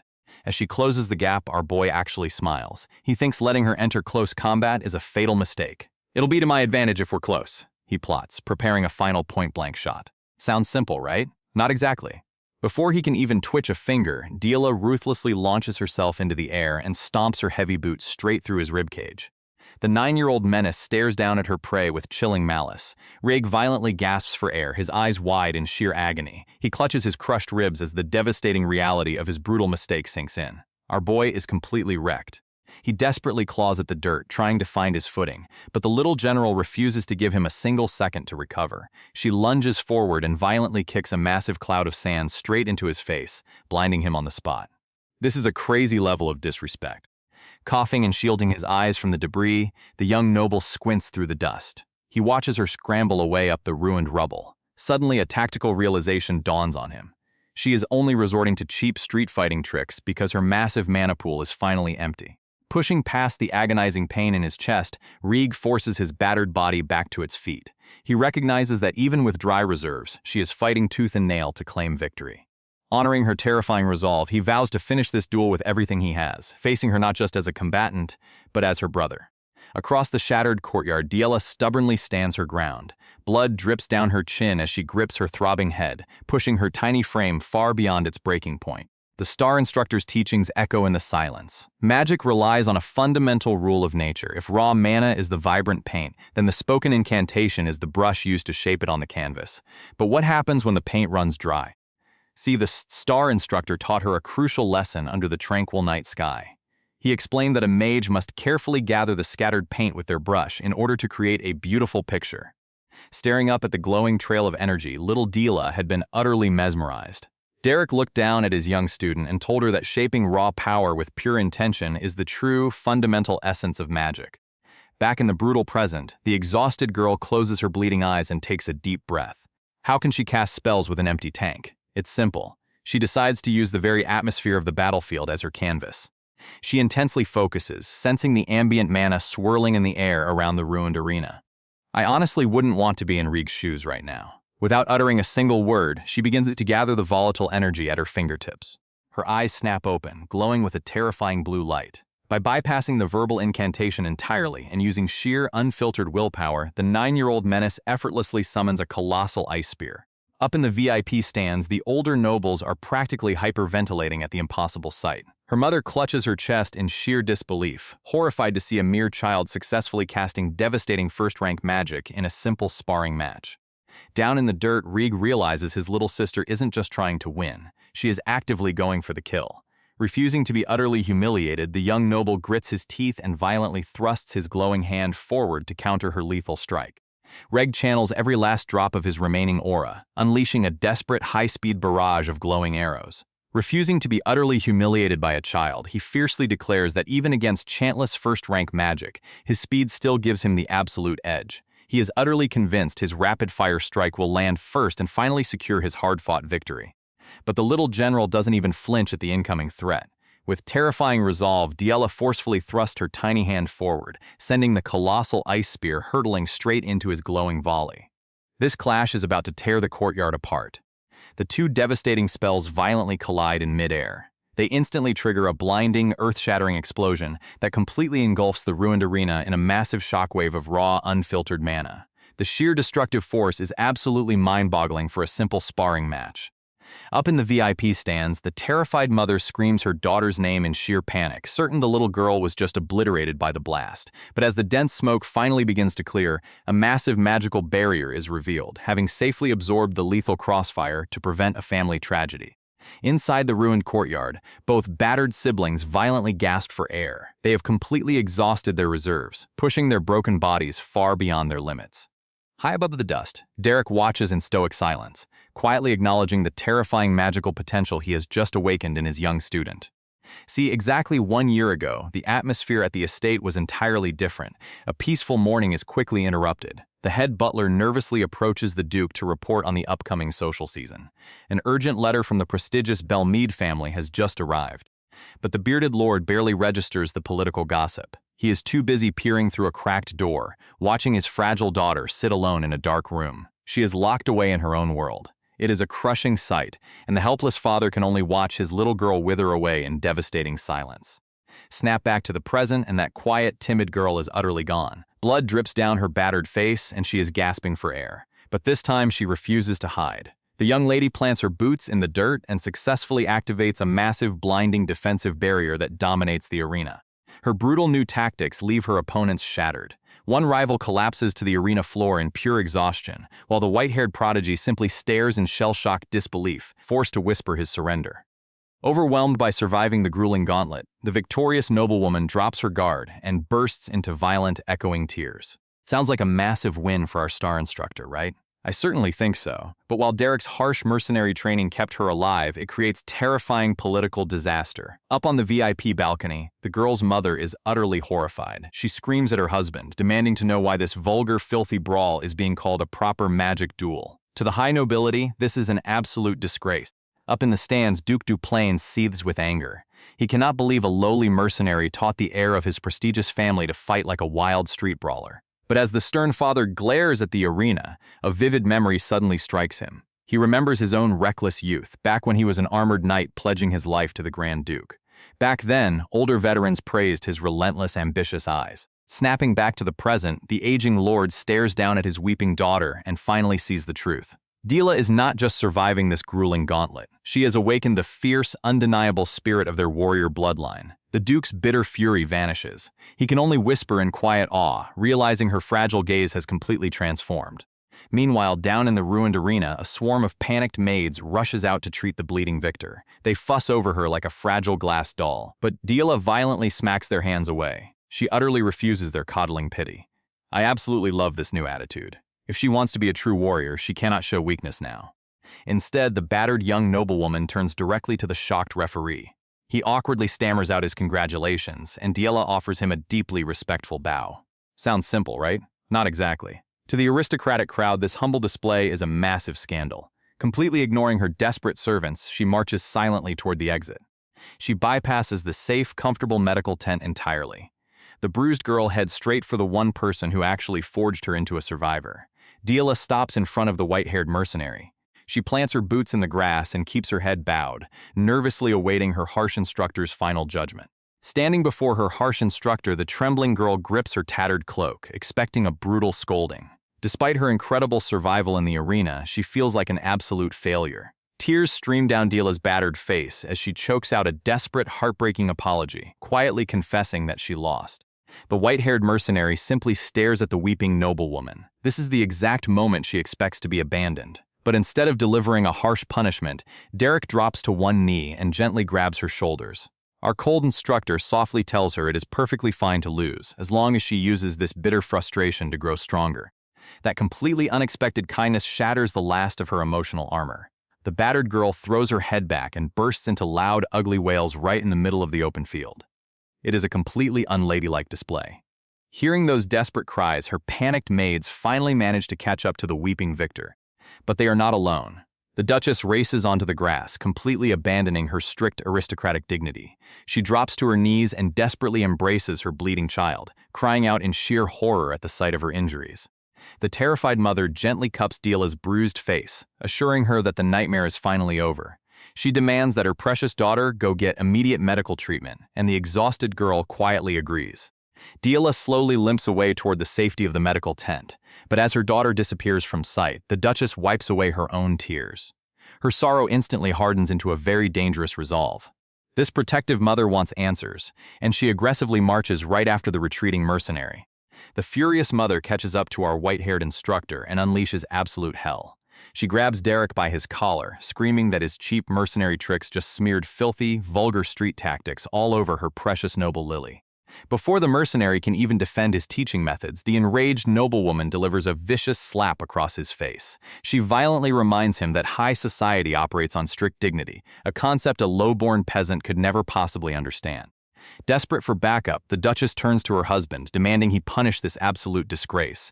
But that is when everything changes. A sudden, violent slap echoes across the training field. The aristocratic mother freezes in sheer disbelief as her own cheek burns red. The stern Duke glares down at his trembling wife. He coldly asks if she realizes who is actually acting like a vulgar savage right now. The Duchess stammers out a pathetic excuse, arguing that Derek is nothing but a worthless commoner. Her husband instantly shuts her down. He admits the white-haired instructor might be a lowly peasant, but he is still the man who forged their daughter into a survivor. What kind of pathetic parent attacks the very teacher who saved their child? To the absolute shock of everyone present, the mighty lord places a gentle hand on the mercenary's shoulder and actually apologizes for his wife's hysterical outburst. This is a crazy level of respect from a high noble. Having witnessed Dila's awakened warrior spirit, the Duke formally invites our star instructor to the private reception room for a serious discussion. The two men leave the ruined arena behind, leaving the humiliated Duchess seething in completely shattered silence. Inside the private study, the tension is thick but strictly professional. The stern Duke dips his pen, openly praising our white-haired instructor for awakening Diela's true potential. As the master of the estate, he owes this mercenary a massive debt and he intends to pay up. Knowing the strict limits placed on low-born citizens, the powerful lord makes a staggering precise offer. He offers to grant him third-rank magic. The mercenary sits in stunned silence. This aging noble is a legendary fifth-rank mage, and his sharp gaze cuts right through our boy's hidden ambitions. The Duke knows exactly what a talentless peasant craves most. This is a once-in-a-lifetime opportunity to break through his innate limits, and a smart survivor never lets a chance like this slip away. His crimson eyes narrow with burning resolve. Derek looks the mighty lord dead in the eye and aggressively accepts the deal. Back in the sprawling office, the Grand Duke acknowledges Derek's success teaching Diela first-rank magic, but drops a harsh reality check. Ebelstein high society demands survival, not just basic competence. The mercenary argues his pupil will improve fast, but the old lord shuts him down. She needs a true master. Sounds simple, right? Not exactly. The scratching of a dipped ink pen echoes in the tense silence. The Duke steeples his fingers, calling out the grand ambition a mere commoner shouldn't even dare dream of. This is a crazy level of disrespect to the lofty nobles, but the Duke is turning a blind eye. Why? Because he knows our boy is secretly aiming for 4th rank power or higher. The old lord warns him that such insane intentions mean he cannot stay here for long. Staring down the magic tutor, the nobleman asks if he is already prepared to leave. Derek calmly confirms it without breaking a sweat. But that is when everything changes. The Grand Duke knows Diela needs more training, so he dangles the ultimate forbidden fruit. He leans forward. Do you want 3rd rank magic? This is the absolute highest realm ever allowed to a commoner. Derek's crimson eyes flare up with fierce intensity as he stares back at the terrifying noble. Yes, I want it. Heavy doors grind open, revealing the Grand Duke's heavily guarded private library. Our boy steps inside the vast halls, wasting no time pulling a massive leather-bound grimoire from the shelves. As he flips through the ancient pages of complex magical runes, Derek is completely stunned. The sheer depth of forbidden knowledge laid bare before him is staggering. See, most mages will fight their entire lives just to glimpse a 2nd-rank spellbook. But this towering collection? Every single one is a 3rd-rank tome. Honestly, I would sell my soul for that library too. This treasure makes staying in the noble snake pit completely worth it. Meanwhile, back at the local tavern, his old mercenary crew realizes he is extending his teaching contract. They already know their hot-headed leader is going to cause a massive uproar when she finds out. 3 days later in the sunny gardens, Diela strikes a triumphant pose, proudly declaring herself a true 1st-rank mage. Derek calmly turns a page, dryly agreeing that casting a spell once technically counts. She slams her hands on the table, demanding to know why her tutor isn't celebrating her milestone. The magic tutor doesn't even blink. He coldly states that her success simply isn't his own achievement. Exasperated by his icy attitude, the young lady mutters that he has fully recovered his energy. But his swift reminder of how much she was crying just days ago shatters her pride, leaving the lofty noble completely flustered. Blushing furiously, the lofty noble blames her tears on some dust in her eye, muttering she was just worried her father would kick him out. The mercenary ignores the weak excuses. He simply opens his book, announcing her rapid growth means they will begin studying other 1st-rank spells. The young lady's face instantly lights up. Basking in the rare praise, Diela boasts that she always accomplishes exactly what she sets her mind to. Her imagination runs wild. She eagerly lists off lethal offensive attacks like wind blades and ice spears, already plotting how to finally land a direct hit on the family knight. That should have been the next step. Instead, Derek utterly crushes her excitement. He coldly orders her to practice basic mana manifestation, completely ignoring her outraged protests. The fundamentals are absolute.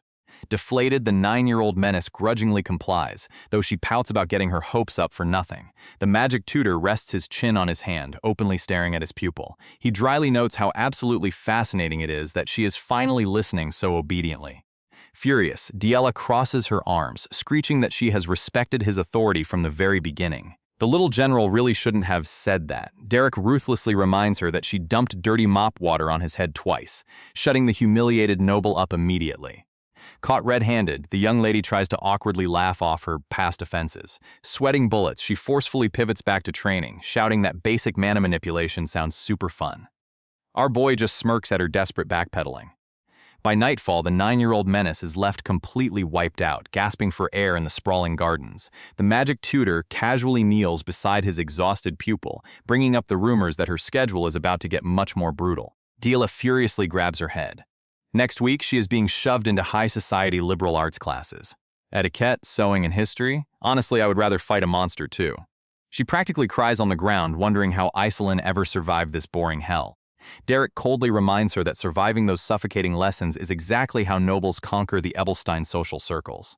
Still, as they rest under the starry sky, he promises she can keep focusing on magic. After all, with the Grand Duke's absolute backing, who would dare fire him now? That arrogant confidence should have solved the problem. Instead, it reveals a much bigger threat. Diela flashes a grim smile, warning him that her father's approval means nothing to the Duchess. Her mother is actively plotting to kick the mercenary out, terrified her precious daughter is turning into a battle-crazed thug. The Grand Duke might have given his blessing, but high society demands a different kind of dignity. Derek's gaze sharpens under the moonlight. If the noble matriarch wants him gone, he knows exactly how to fight back. He casually tells his stunned pupil that silencing her mother's complaints isn't actually that hard. They just need to eliminate her only justification. By morning, the matriarch is pacing the lavish halls of the Ebelstein estate, completely consumed by anxiety. In her mind, the magic tutor is nothing but a bloodthirsty barbarian holding a sword to her family's reputation. Her imagination runs totally out of control. She pictures the ruthless mercenary teaching her precious daughter how to interrogate tied-up hostages in a dark basement. Even worse, she envisions the 9-year-old menace kicking down the doors of high society with a dead boar on her shoulders, cackling like an absolute maniac. Honestly, I would pay good money to see that debut. Rubbing her aching head, the exhausted Duchess approaches her daughter's room, desperately trying to find a way to fire the lowly commoner. But as the heavy double doors swing open, her ruthless scheming instantly vanishes.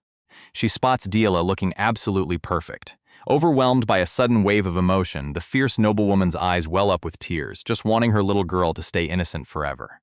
The expected barbaric thug is nowhere to be found. Instead, Diela executes a flawless, elegant curtsy right in the hallway, politely asking if the stunned matriarch rested peacefully. The young lady even plays the victim card with absolute terrifying perfection.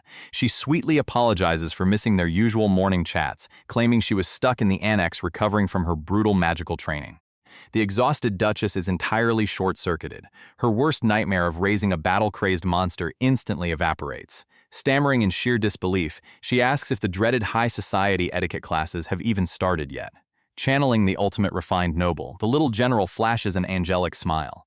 She swears she is eagerly looking forward to her suffocating liberal arts schedule, leaving her mother utterly speechless. As Dila gracefully strolls through the sprawling courtyard, her unprecedented manners literally shock the veteran estate staff into dropping their heavy chores. When she pauses to politely check on a trembling maid, the unbelievable transformation is finally complete. Derek's ruthless counterattack worked flawlessly. By turning the rebellious menace into the perfect Ebelstein daughter, the magic tutor just permanently destroyed her mother's only excuse to fire him. In the lavish Ebelstein noble district, the Rosea salon is currently buzzing with high society gossip. Lady Alente notes that Isaclin looked terribly worried during their last gathering. Caught completely off guard, Isaclin quickly covers her tracks, politely claiming she never meant to cause any concern. The real issue? Word on the street is that Iselin was hunting for someone way outside the noble district. Smiling, our girl admits her younger sister, Diala, desperately needed a magic tutor. If they are still hiring, I might just apply. This catches Alente's attention immediately. Denise Veltas chimes in, confirming the wild rumors. She recently saw Diela at the mansion, and the girl has turned into such a proper young lady she was barely recognizable. Sounds simple, right? Not exactly. The girl even manifested first-rank magic, leaving the surrounding nobles absolutely stunned. Denise deduces they must have found an absolute master to pull that off. That is when Iselin casually drops the bomb. The man has zero noble background, but his skills are totally off the charts. She actually went straight to the Beldun mercenary corps to recruit him herself. A mercenary? The word sends a ripple of shock through the pristine salon. Alente's mind races. See, Dila is notoriously terrible. She is the exact reason Alente's own head chef fled the Duplain family in tears. Yet this unprecedented troublemaker wasn't just reformed by a hired blade, she was forged into a first-rank mage. Back at the salon, Alente senses an unprecedented opportunity. If a mere mercenary can truly turn a legendary disaster into a first-rank mage, his value is absolutely immeasurable. She leans in, flashing a calculated smile as she demands the miracle worker's name before he gets snatched up by rivals. Iselin beams, finally revealing the man of the hour. His name is Derek. Meanwhile, at the Veltas mansion, this exact name is driving the family's head etiquette tutor completely insane. Sitting down for tea, the strict older woman tries to praise the blonde girl's sudden improvement in basic manners. That should have solved the problem. Instead, it creates a bigger one. Dila cheerfully rejects the compliment, attributing every single graceful movement entirely to Derek's brilliant teachings, forcing the old woman to hold a painful smile. If someone stole all the credit at my job, I'd be furious too. The veteran educator retreats into the hallway, clutching her chest as her blood pressure violently spikes. Her entire career is being overshadowed by a lowborn sword swinger. Seething with jealousy, she vows to expose the bastard. I can't just leave it like this. Sounds simple, right? Not exactly. The entire estate is already falling perfectly in line. From the cheerful maids to the veteran gardener, the staff can't stop gossiping about the girl's miraculous overnight transformation. Even the strict head butler admits the once feral child is now radiating genuine aristocrat dignity. Hearing this blatant hero worship echo through the courtyard only pushes the furious tutor closer to the edge. Meanwhile, far from the estate's petty drama, Derek is pushing himself to the absolute limit. Channeling a volatile blue aura, the mercenary struggles to master a complex magic grimoire under the moonlight. His mana flares wildly before he finally collapses into the grass, completely drained. I respect the hustle. His late-night grind is suddenly interrupted by rustling leaves. A dark-haired officer smoothly drops down from the trees, politely apologizing for the sudden intrusion. Panting heavily and wiping the sweat from his brow, our exhausted instructor demands to know why the knight is lurking around the courtyard at this hour. Taking a seat on a nearby log, the officer claims he needs to discuss Diela's progress, but his eyes immediately lock onto the glowing tome. He is visibly shaken, realizing the strict Grand Duke actually lent a priceless third-rank magic text to a lowborn swordswinger. This is a massive deal. See, the bearded patriarch has already recognized our boy's terrifying potential, secretly declaring him a master-level mage behind closed doors. Realizing his boss has fully endorsed this commoner, the knight awkwardly tries to play off his blatant shock, stammering out a painful, half-hearted compliment. Derek doesn't have time for small talk. He flatly asks what this guy actually wants with his troublesome student. A serious military briefing, right? Not exactly. Blushing like an absolute idiot, the elite knight suddenly asks for dating advice on what teenage girls are into these days. Derek just stares at him. The elite officer pitches his brilliant gift idea to win the girl over. A handmade embroidered doll. But the proposed design looks like a cursed artifact straight out of a horror story. Derek doesn't hesitate for a single second, flatly shutting the terrifying idea down. Sweating bullets, the embarrassed knight quickly backpedals, awkwardly agreeing that it was a totally lame suggestion. Desperate to change the subject, the dark-haired guard suggests they head inside. Walking back across the sprawling estate, he suddenly drops his playful demeanor to seriously thank the mercenary. Thanks to the young lady's miraculous reformation, the once chaotic Veltus mansion has finally found real peace. Even the notoriously strict Grand Duke is secretly thrilled with the results. Staring up at the starry sky, the veteran warrior admits his own shameful failures. He realizes he spent years turning a blind eye to the blonde menace's daily struggles. But witnessing her impossible transformation has finally inspired him to step up. He turns to the silver-haired instructor, offering deep, genuine gratitude. This is all thanks to you, Derek. Our boy remains stoic, quietly carrying the heavy weight of his unorthodox teachings, but that is when the knight casually points out something highly dangerous.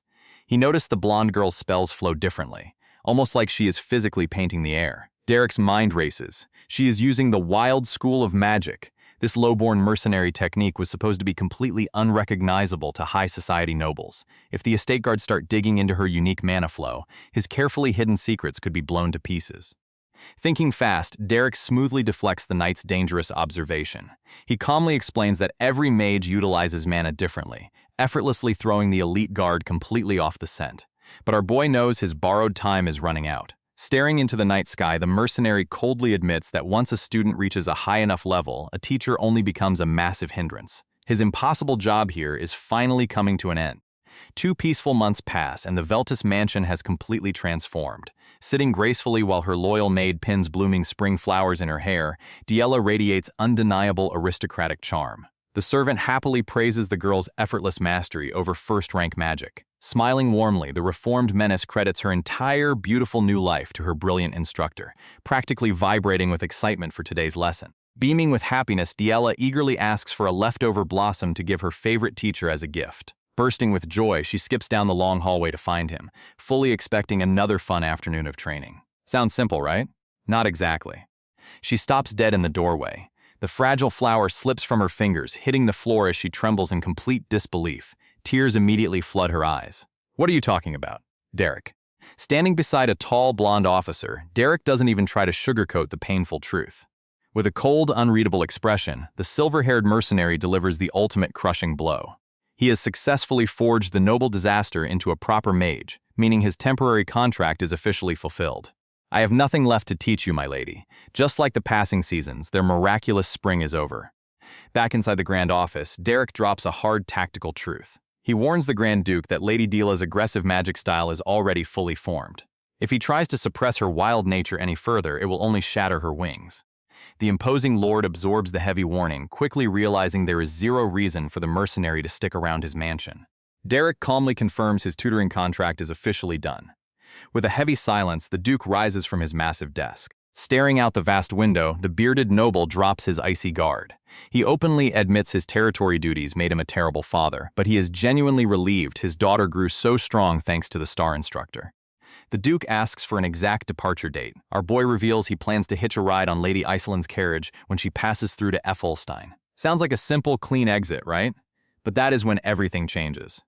The ruler suddenly demands his library key back. Figuring his privileges are revoked, Derek immediately promises to hand over the expensive magic texts he borrowed.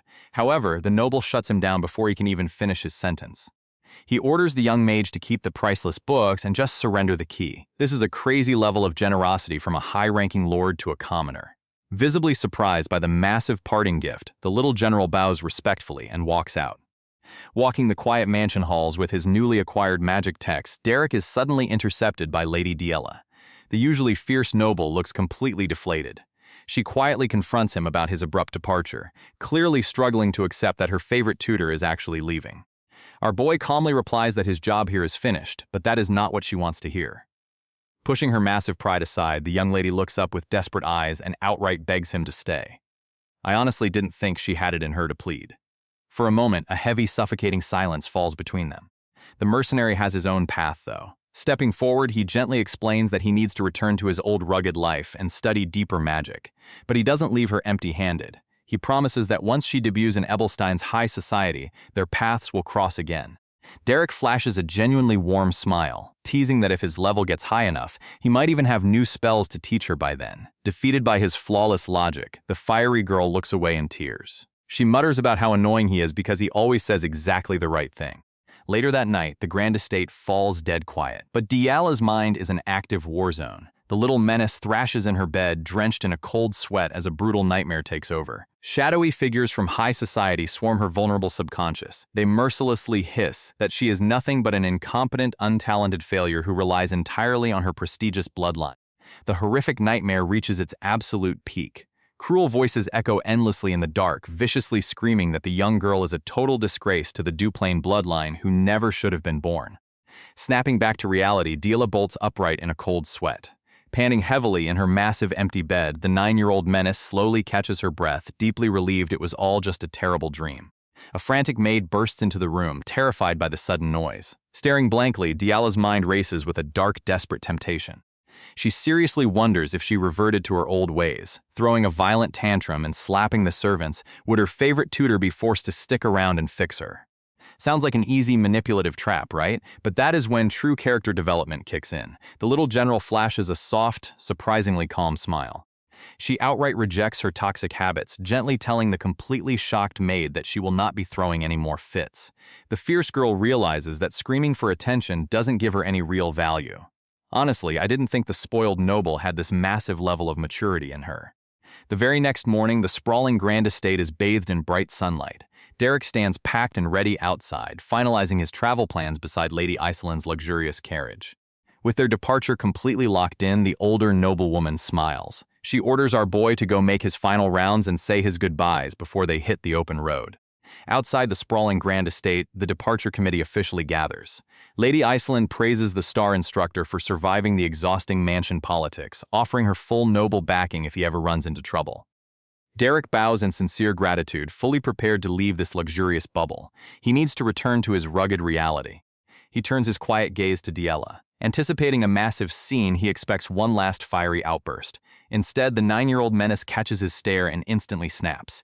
She loudly declares she isn't a whiny child anymore. She outright refuses to throw a pathetic tantrum just to manipulate him into staying. Honestly, I respect her massive character growth here. The mercenary smiles warmly, humbly suggesting she shouldn't reveal a commoner was her magic master, but the proud girl completely rejects his modesty. Flashing an arrogant smirk, she promises to loudly broadcast his name across high society. Thanks to her, his quiet, peaceful life is officially over. The playful banter quickly fades into a heavy silence, stripping away her immense pride. The young lady desperately orders him to stay safe on the dangerous road. Sounds like a normal goodbye, right? Not exactly. When he gently tells her to take care too, she stubbornly crosses her arms and claims she is already an adult.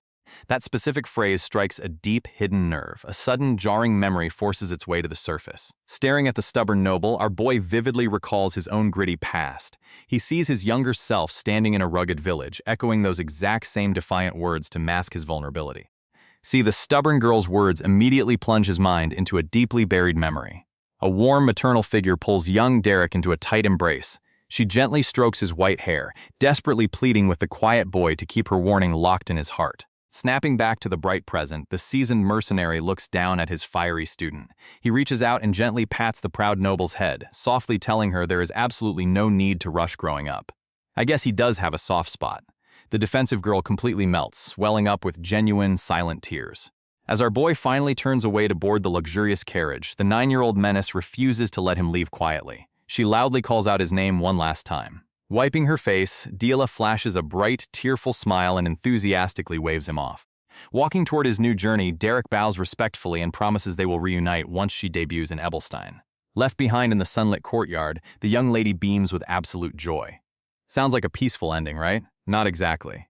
The story abruptly shifts to the rugged commercial district of Ebelstein, plunging us straight back into Derek's gritty, unforgiving past. A heavy wooden door bursts open in a dark alleyway. Without hesitation, a ruthless street thug violently punches a helpless kid square in the jaw. The violent gang mercilessly beats the bleeding boy into the dirt, screaming for his life. Young Derek watches from the shadows with dead, hollow eyes, completely unfazed by the brutal scene. But then a fierce blonde girl charges into the fray, desperately shouting his name. Snapping back to the present, the seasoned mercenary steps into the gritty streets of Ebelstein. Flashing a confident smirk, our boy is officially back in his unforgiving hometown. At Beldun's Tears Tavern, the star instructor finally gets a well-deserved break from the chaos.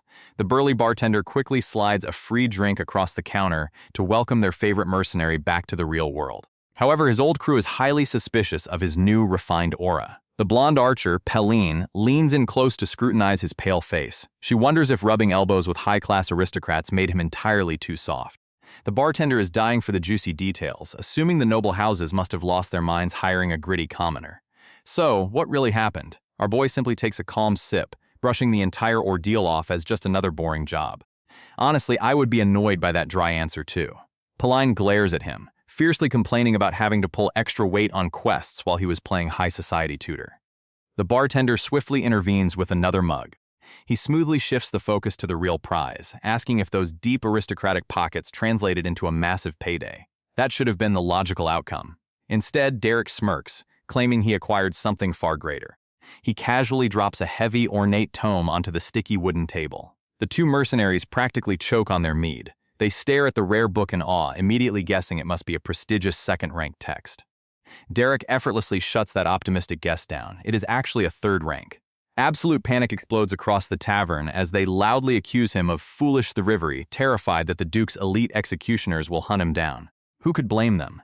But when Derek casually mentions that the Grand Duke willingly gifted it to him, Pelline's fear turns into wild jealousy. She violently grabs his collar, demanding to know if the nobles are hiring an archery teacher too. Derek isn't one to rest on his laurels. Later that evening, he calmly asks the tavern staff for any incoming mercenary requests. The blonde archer is completely passed out on the table, but our boy claims his fighting skills are feeling a bit rusty. He wants a light subjugation mission to warm back up. The burly bartender laughs it off, assuring him that a reliable mage is always in high demand. He points out plenty of available work. Derek doesn't waste a single second. He demands to start the very next day. So, the star instructor drags his exhausted archer right back into the unforgiving wilderness. They hit the dirt road, immediately clashing with massive, club-wielding ogres and leaping into infested caves to slaughter giant jumping spiders.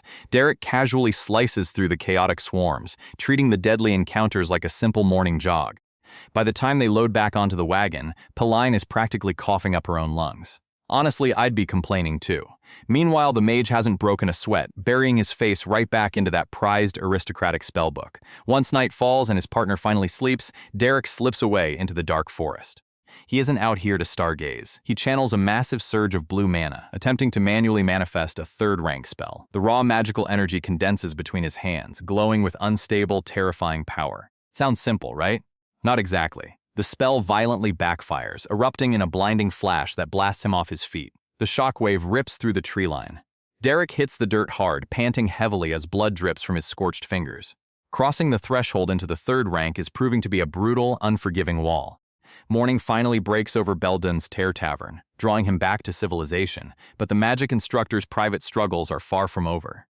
Months bleed into a harsh, unforgiving winter, yet Derek's relentless grind never stops. The heavy tavern doors violently swing open. The frozen, blood-stained mercenary and his violently shivering archer step out of the brutal blizzard. Pauline is practically cursing the miserable weather. They exhaustedly drop a dripping, stained sack right onto the clean bar. The burly bartender sighs in disbelief, calling them completely insane for hunting down a dangerous harpy in this freezing temperature. Derek simply wipes the fresh monster blood off his cheek. He casually claims the bitter cold actually feels refreshing. Noting their absolute exhaustion, the bartender offers the star instructor a highly lucrative solo job to finally give his overworked crew a break. A mercenary corps acting for the wealthy Count Belmead is desperately looking for a commoner mage for a magical duel. They don't want a skilled fighter to test their limits. They just need a living punching bag. Sounds like a simple, painless payday, right? I'd take that deal in a heartbeat. Our boy heads straight to the Noble District's pristine high-class arena. Elsewhere on the opulent grounds, an old aristocratic attendant happily informs his fiery red-haired student about her new moving practice target. He proudly boasts that they secured a lowly commoner and promised him a massive payout. This means she can ruthlessly unleash her destructive spells without holding back. The old man fully expects her to be thrilled by the unfair advantage. Instead, her eyes narrow in sharp, unexpected disgust.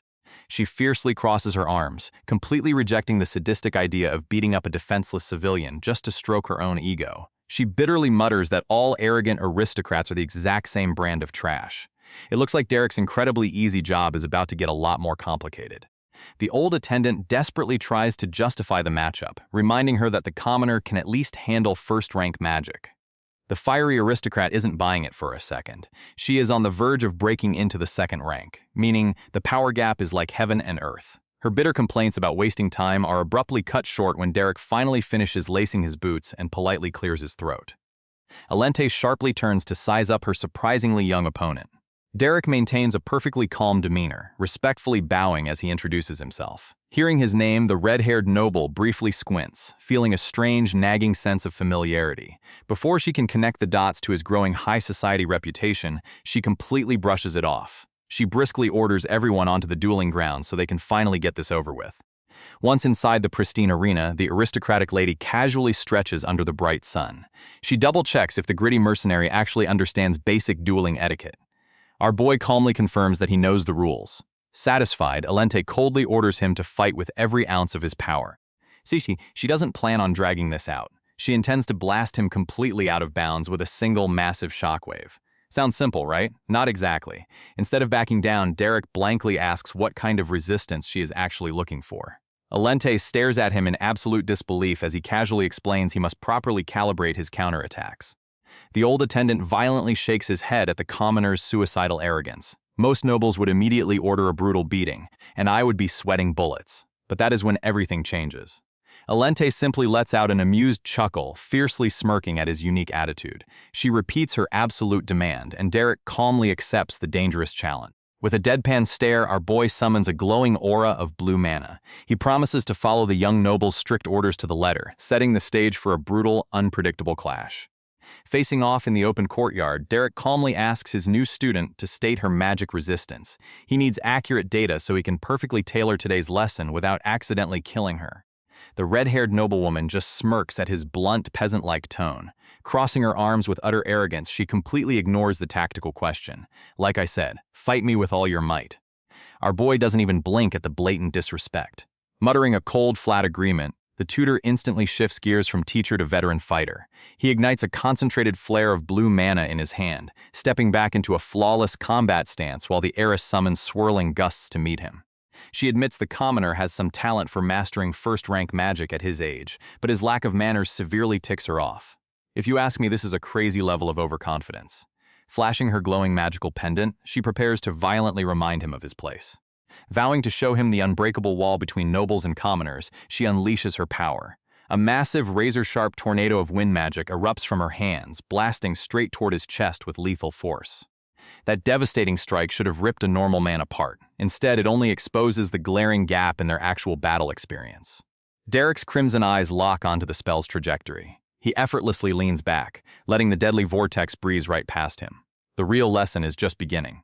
The devastating blast just shatters a stone pillar behind him. Derek doesn't even flinch. He casually glances over his shoulder before turning back to his stunned student.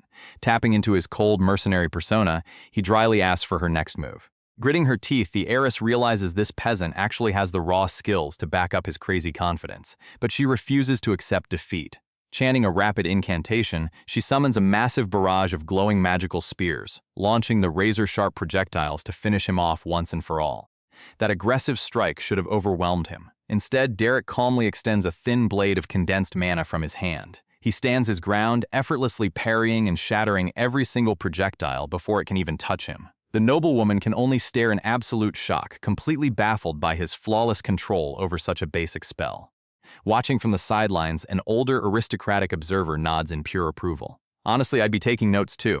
The rumors weren't just empty tavern talk. This young man's combat experience as a veteran mercenary is incredibly deadly. Finally swallowing her massive pride, the red-haired menace admits she underestimated her new tutor. But that just means the warm-up is over. Igniting a terrifying aura of explosive fire magic, she completely shifts her tactics. As blinding, flaming spears materialize, Derek narrows his eyes. She isn't aiming for him anymore. The crazy girl plans to obliterate the entire podium just to secure a win.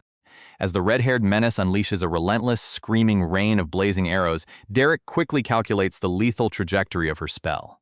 Realizing he can't possibly dodge a barrage this massive without leaving the podium, the commoner tutor refuses to yield. Instead of retreating, he firmly anchors his boots and deploys a dense, spherical barrier of concentrated blue mana. The flaming projectiles hammer mercilessly against his magical shield, triggering a series of massive detonations that violently engulf the courtyard in thick smoke. Watching the devastating blast, the heiress confidently assumes she just secured her victory. But as the scorching dust settles, Derek stands completely unharmed. Our boy casually gathers raw energy in his hands to weave a counterstrike. Sounds simple, right? Not exactly. The explosive aerial bombardment was nothing but a high-level tactical distraction. Bursting straight through the fading smoke with terrifying speed, the arrogant noblewoman materializes right in his face. She violently swings a razor-sharp blade of condensed ice, aiming directly for a fatal strike. Caught completely off guard at point-blank range, Derek knows he has absolutely no time to dodge or raise another defensive barrier. Staring down the lethal weapon, he instantly realizes her combat talent is genuinely insane. But a veteran mercenary always keeps a dirty trick ready. Rather than trying to block the overwhelming physical strike, he simply snaps his fingers.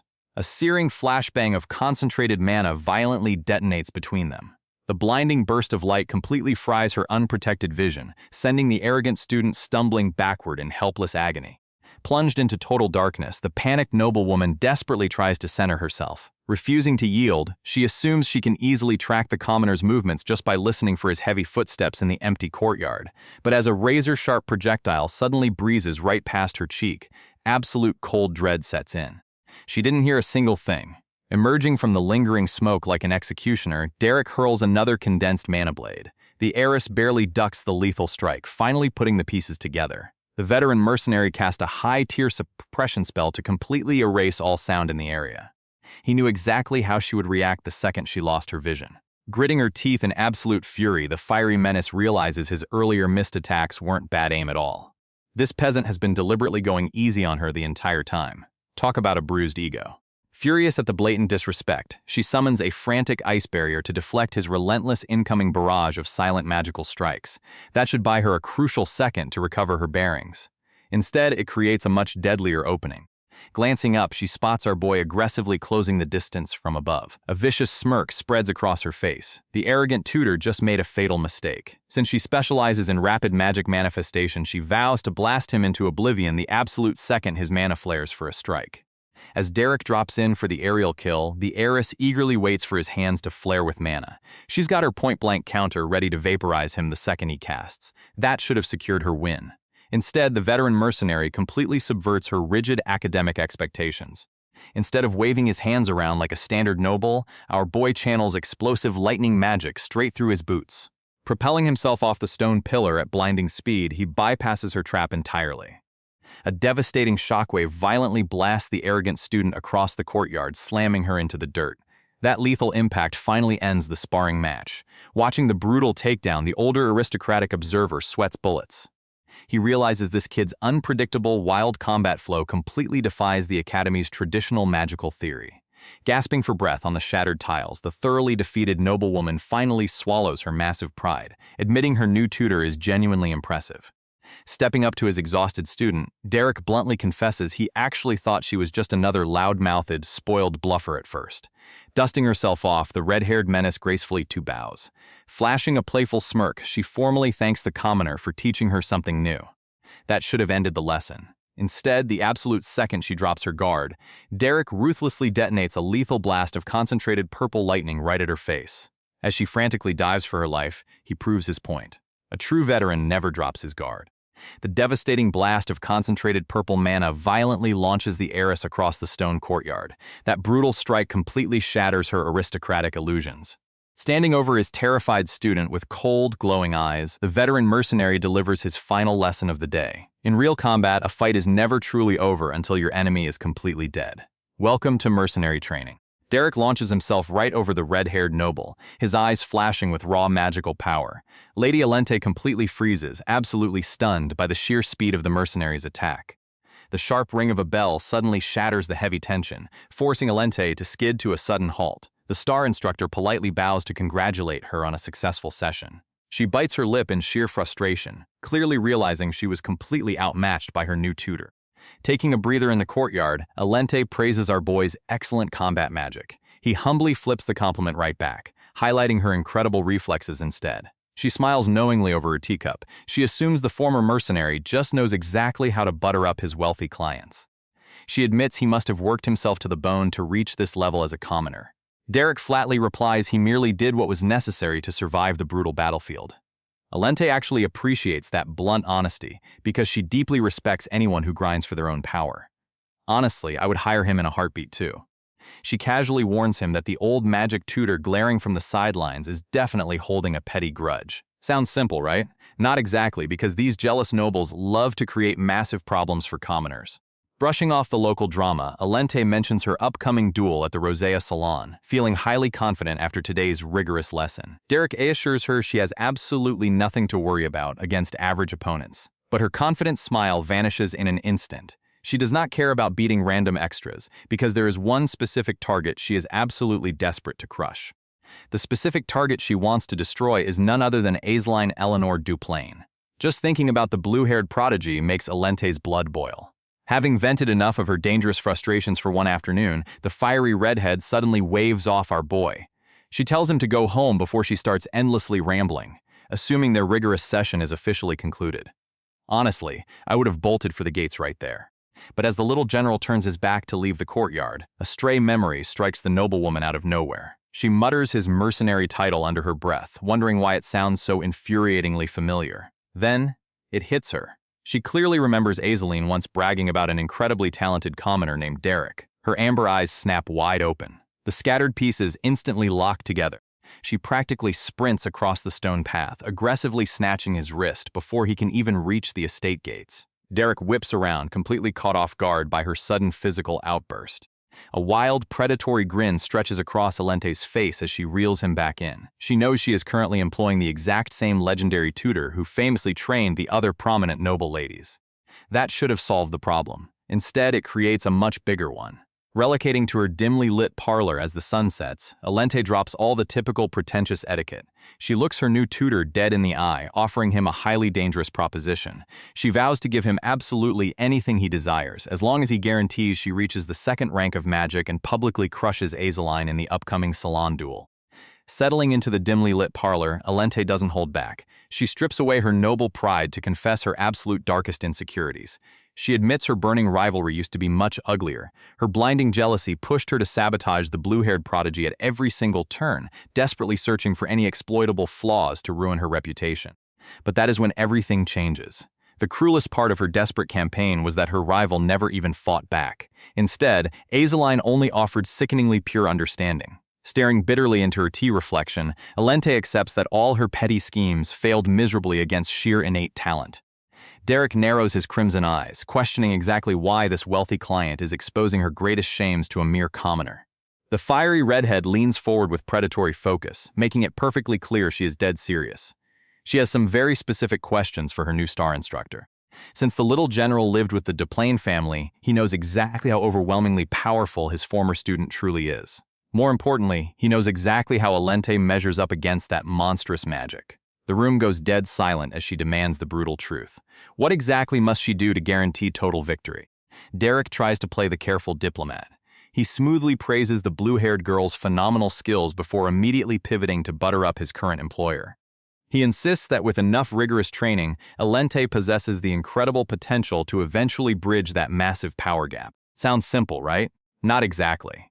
The veteran mercenary can read a person's heart through their gaze, and the intense glare practically burning through his skull right now tells him everything. Lady Alente is not looking for empty praise or sugar-coated encouragement. She demands a lethal weapon. Sitting in the quiet parlor, Derek processes the sheer magnitude of her desperation. This proud noble is willing to bare her soul to a lowly commoner just to secure a victory. The little general decides to drop the polite facade. He looks her dead in the eye and delivers a crushing blow, stating coldly that she will never beat her rival. Instead of crumbling under that harsh reality, the fiery redhead leans straight into the impossible odds. She fiercely declares that even if victory is an absolute impossibility, she will force it to happen anyway. The veteran mercenary pauses. He is genuinely impressed by her unyielding spirit. She violently slams her hands down on the low table, invading his personal space. Alente points out that he famously managed to transform the notoriously reckless Lady Dila into a competent mage. She aggressively demands he perform that exact same miracle for her right now. Derek carefully admits there is actually a high-risk method worth trying, but before he agrees to anything, his crimson eyes narrow with serious concern. Alente casually sits back into her plush armchair, crossing her legs with a highly satisfied smirk. She is completely ready to hear his master plan. The star instructor asks a terrifying question. Does she actually know the brutal methods he used to forge Lady Dila's magical core? A flashback reveals his past curriculum is absolute nightmare fuel. The crazy mercenary terrorized the poor girl with a glowing broadsword, forcing her magic to awaken through sheer survival instinct. Honestly, I would have called the guards. Oblivious to the horrors she just signed up for, Alente casually admits she never learned the specifics of his legendary teaching style. But her blinding ambition completely overrides her common sense. She stubbornly vows to endure absolutely whatever nightmare he throws at her.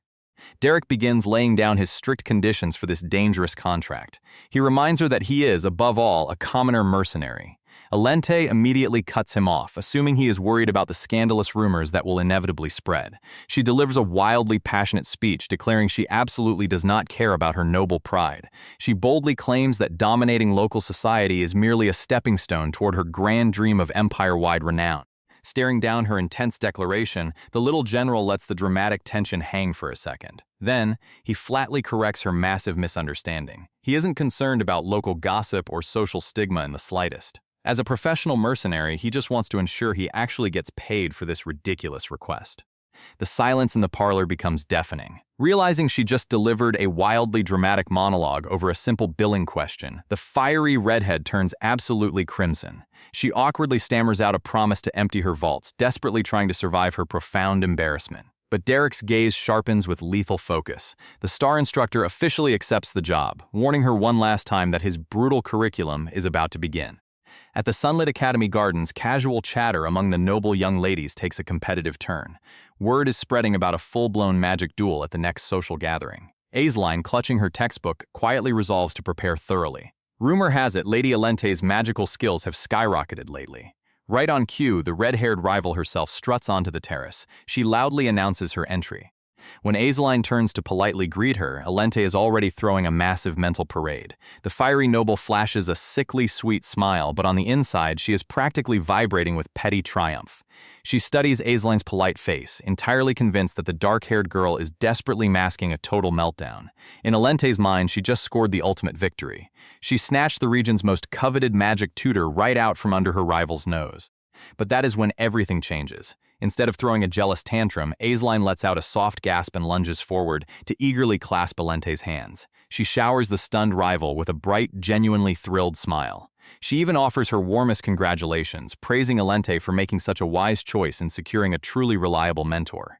Alente's smug composure shatters into a nervous sweat. Honestly, I'd be panicking too if my enemy looked that happy for me. See, Aisline isn't just being nice. She knows exactly what kind of nightmare Derek's tutoring actually entails. A brief flashback reveals the grim truth. When Aisline recently noticed her friend Diala's magic was stagnating, she innocently suggested asking the mercenary for some extra mentorship. The poor blonde girl looked like she had just been sentenced to the guillotine. Diala threw her hands up and frantically begged Aisline to never bring it up again. Back in the present, Azeline quietly strokes her chin, studying her completely clueless rival.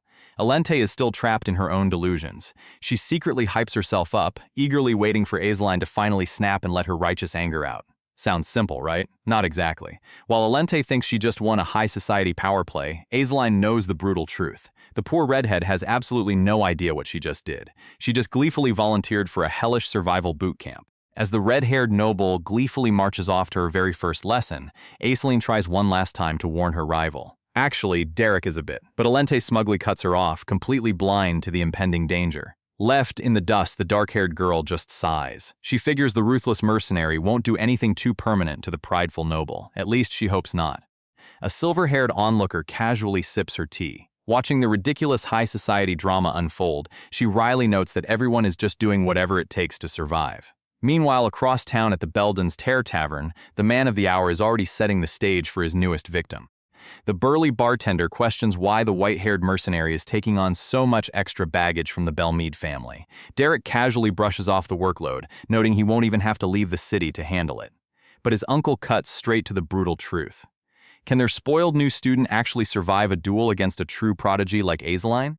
Derek's lazy demeanor vanishes. His crimson eyes narrow as he coldly assesses the battlefield. He admits it won't be a walk in the park, but it definitely isn't impossible.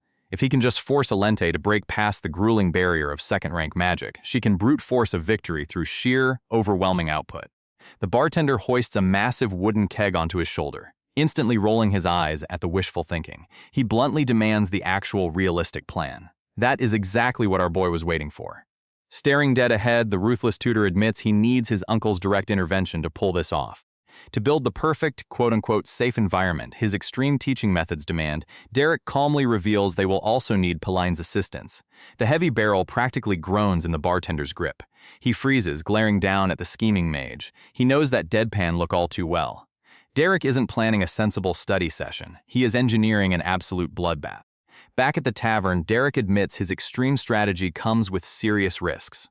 Right on cue, the blonde rogue Paline bursts into dramatic tears, wailing that some local bastards just scammed her out of her last coin. She violently beats the table, throwing a massive tantrum over her empty pockets. The burly bartender just groans. He tosses the crying girl a fresh pouch of cash to shut her up. This isn't charity. They need her special skills for the upcoming bloodbath, and they need her focus. Later that evening at the Belmead estate, the ruthless tutor wastes absolutely no time. He completely skips the boring introductions, casually informing his prideful new student that they are kicking things off with 10 consecutive rounds of live combat. The fiery noble is instantly taken aback. She crosses her arms, questioning why he is throwing her straight into a grueling gauntlet right out of the gate. The white-haired mercenary coldly states he needs to gauge her actual limits on a real battlefield. Instead of throwing a tantrum, the red-haired rival just smirks. She actually praises his brutal mercenary methods, eager to prove she isn't some fragile flower who needs stale textbook lectures. She thinks she has this in the bag. Sounds simple, right? Not exactly. Derek's crimson eyes narrow as explosive blue mana flares around his hand. If she is truly ready to bleed, the slaughter can finally begin. Fast forward through a chaotic storm of magical destruction, and the high society prodigy is completely broken. The courtyard is reduced to rubble. Alente collapses, gasping for air and sweating through her fine clothes. Without breaking a single sweat himself, our boy politely praises her effort and generously grants her a pathetic 10-minute rest. The redhead stares at him in sheer disbelief. She wheezes that her mana reserves are completely empty, silently begging for mercy. But Derek doesn't do mercy. He coldly commands her to dig deeper into her core, forcing the exhausted noble right back onto the firing line. As Alente desperately struggles to conjure more ice spears, the merciless instructor shoots down her sloppy form. He refuses to accept failure. Staring at her trembling body, he deadpans that if she can't even handle this basic survival test, she is absolutely useless. Azeline was right. This poor girl just volunteered for absolute hell. Better her than me. The merciless instructor commands her to fire another 100 magic arrows, but the fiery noble is completely spent. She collapses onto the ruined courtyard, desperately gasping for air. Without a shred of pity, the white-haired mercenary casually announces that the session is over, granting her permission to finally eat dinner. He looks down at his broken student and offers a rare out. If she really can't handle the heat, giving up is always an option. That should have solved the problem. Instead, it creates a bigger one. Alente suddenly snaps back up. A confident smirk returns to her sweaty face. She scoffs at his offer, brushing off the brutal gauntlet as just ordinary hard work. The prideful prodigy boasts that this physical exhaustion is absolutely nothing compared to the cutthroat warfare of high society. Watching her inflate her own ego, the ruthless tutor just stares. His crimson eyes narrow coldly. He quietly admits he might have underestimated her resolve. Dusting off her ruined clothes, the arrogant redhead declares she was just a little tired from her earlier social gathering. She boldly demands that he crank up the intensity tomorrow, claiming this pathetic warm-up barely even made her sweat. This girl is basically writing her own death warrant. Derek's expression darkens instantly. Tomorrow? The merciless mercenary coldly questions what she means by that. Alente freezes, a wave of genuine confusion washing over her face as she stares at his deadpan scowl. The brutal truth drops like an anvil. Our boy casually reminds her that this brief pause is merely her dinner break. The stunned noble nervously chuckles, praying this is just a twisted joke. It isn't. The white-haired instructor coldly confirms he isn't here to play games. The real nightmare hasn't even started yet. Our ruthless tutor isn't holding back on his newest target. Derek pushes the fiery noble to her limits, casually promising they are done after 5 more magic arrows. But he instantly doubles the count, sensing her remaining mana. When she complains, he forces her into a brutal sprint instead. This is a crazy level of disrespect for a highborn lady. Alente finally crashes into a garden chair, utterly drained and panting for air. The star instructor sits beside her, asking if she feels all right, but his casual tone is a trap. He looks her dead in the eye, offering a cold ultimatum to just give up if she can't handle his methods. Sounds simple, right? Not exactly. Trembling from exhaustion but fiercely defiant, the redhead forces a strained smile and claims this torture is an absolute breeze. That should have solved the problem. Instead, it creates a bigger one. Taking her bluff literally, Derek immediately stands back up and declares it is time to duel. Fast forward 2 grueling weeks, and the noble is barely surviving the curriculum. She face plants onto a marble table, physically shattered by the endless magical training. Barely keeping her eyes open, she begs her fellow student, Denise, for a quick nap before their next guest arrives. Watching her friend suffer like a drafted foot soldier, the silver-haired bookworm asks why Alente is pushing herself to the breaking point. For a second, the table is quiet. Then Alente lifts her head, her golden eyes burning with fierce determination. Because I want to win. That raw ambition catches Denise slightly off guard. A soft smile crosses her face as she flips the page, quietly promising to support her friend's crazy goals to the bitter end. Except surviving Derek's relentless program might require a lot more than just words. Her desperately needed nap is ruined. The second Denise whispers a warning. Another highborn lady is approaching their table. Jolting awake like she just touched a live wire, the fiery redhead frantically tries to fix her messy hair. Lady Aislinn struts into the garden looking absolutely flawless, which only makes Alente panic more. There is no way she is letting a bitter rival see her completely shattered by a commoner's training. While Aislinn casually chats with her entourage about new clothing stores, our boy's exhausted student cowers behind her hands. She is practically sweating bullets. Once the coast is finally clear, she slumps back down and desperately asks if anyone noticed her pathetic state. Playing along like a true comrade, the silver-haired bookworm kindly lies to save her friend's crumbling pride. But that is when everything changes. Aislinn definitely noticed the exhausted noble lying on the table like discarded trash. Glancing back over her shoulder, the usually haughty rival drops her confident act. Instead of mocking her, Aislinn actually looks deeply concerned about Alente's brutal condition. That evening back at the mansion, Alente's maid presents a surprising care package from the Duplin family. Inside sits a pristine collection of high-grade mana recovery potions sent directly by Aislinn, a beautiful gift to help heal her shattered magical core. Sounds like a nice gesture, right? Not exactly. Taking the unexpected charity as a massive insult to her bruised ego, Alente refuses the help. She stares out the dark window and coldly orders her servant to throw the priceless items straight into the trash. If Aislinn thinks she needs pity to survive Derek's curriculum, she is dead wrong. Ignoring an incoming winter greeting letter from the Rosea salon, the stubborn lady sits perfectly straight as the maid finishes brushing her crimson hair. With her resolve burning hotter than ever, she demands to know if their ruthless instructor has arrived yet. The absolute torture of Derek's mana training is far from over, but Alente refuses to lose.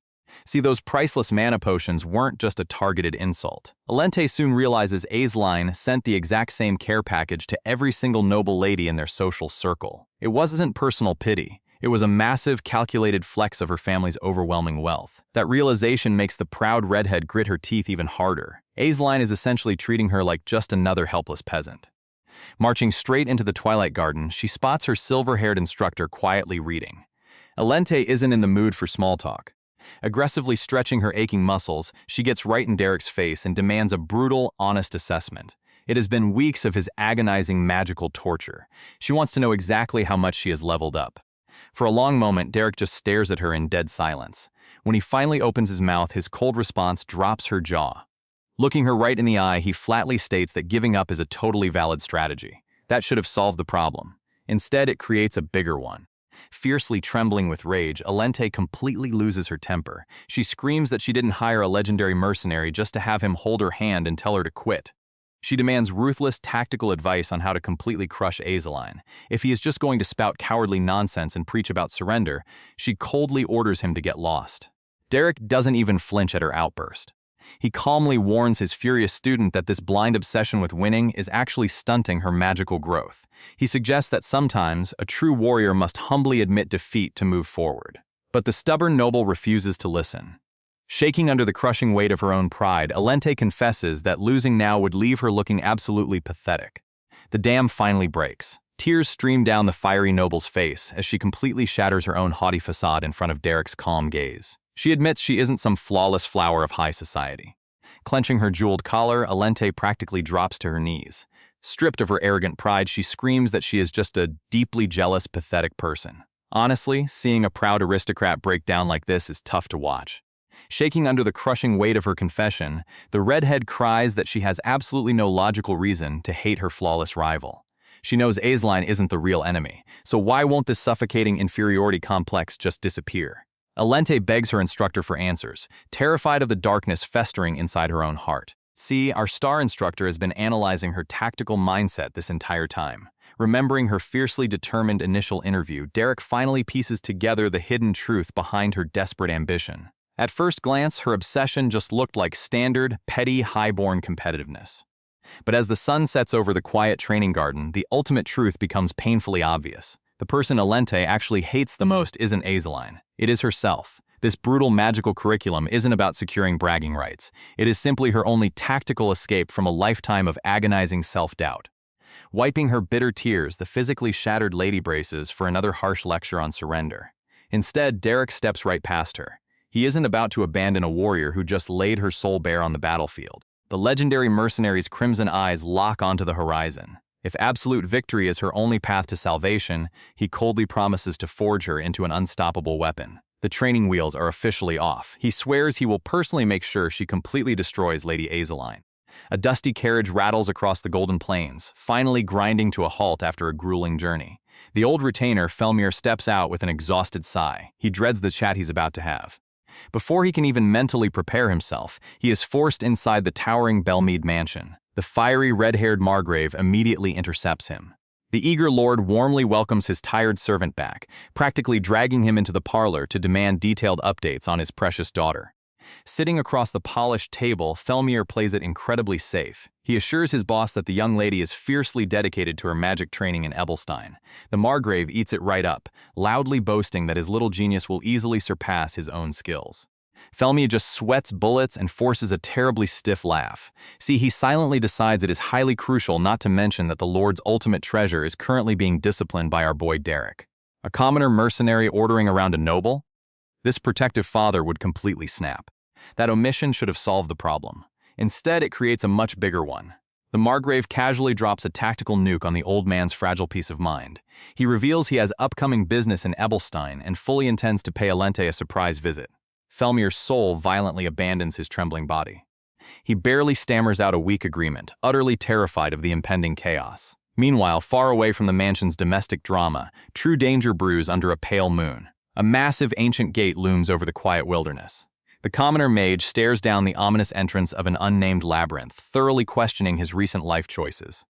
The seasoned mercenaries highly question the logic of dragging a sheltered noble into a deadly dungeon. Alente is equally panicked, stammering about her total lack of skills. But Derek casually shoots down her protests. He bluntly states she desperately needs real combat experience to survive her impending duel. Conjuring a glowing orb of magical light, the young instructor leads his makeshift squad straight into the gloomy, ancient depths. Sounds simple, right? Not exactly. The pampered heiress nervously trails behind the group, completely terrified by the damp, eerie atmosphere.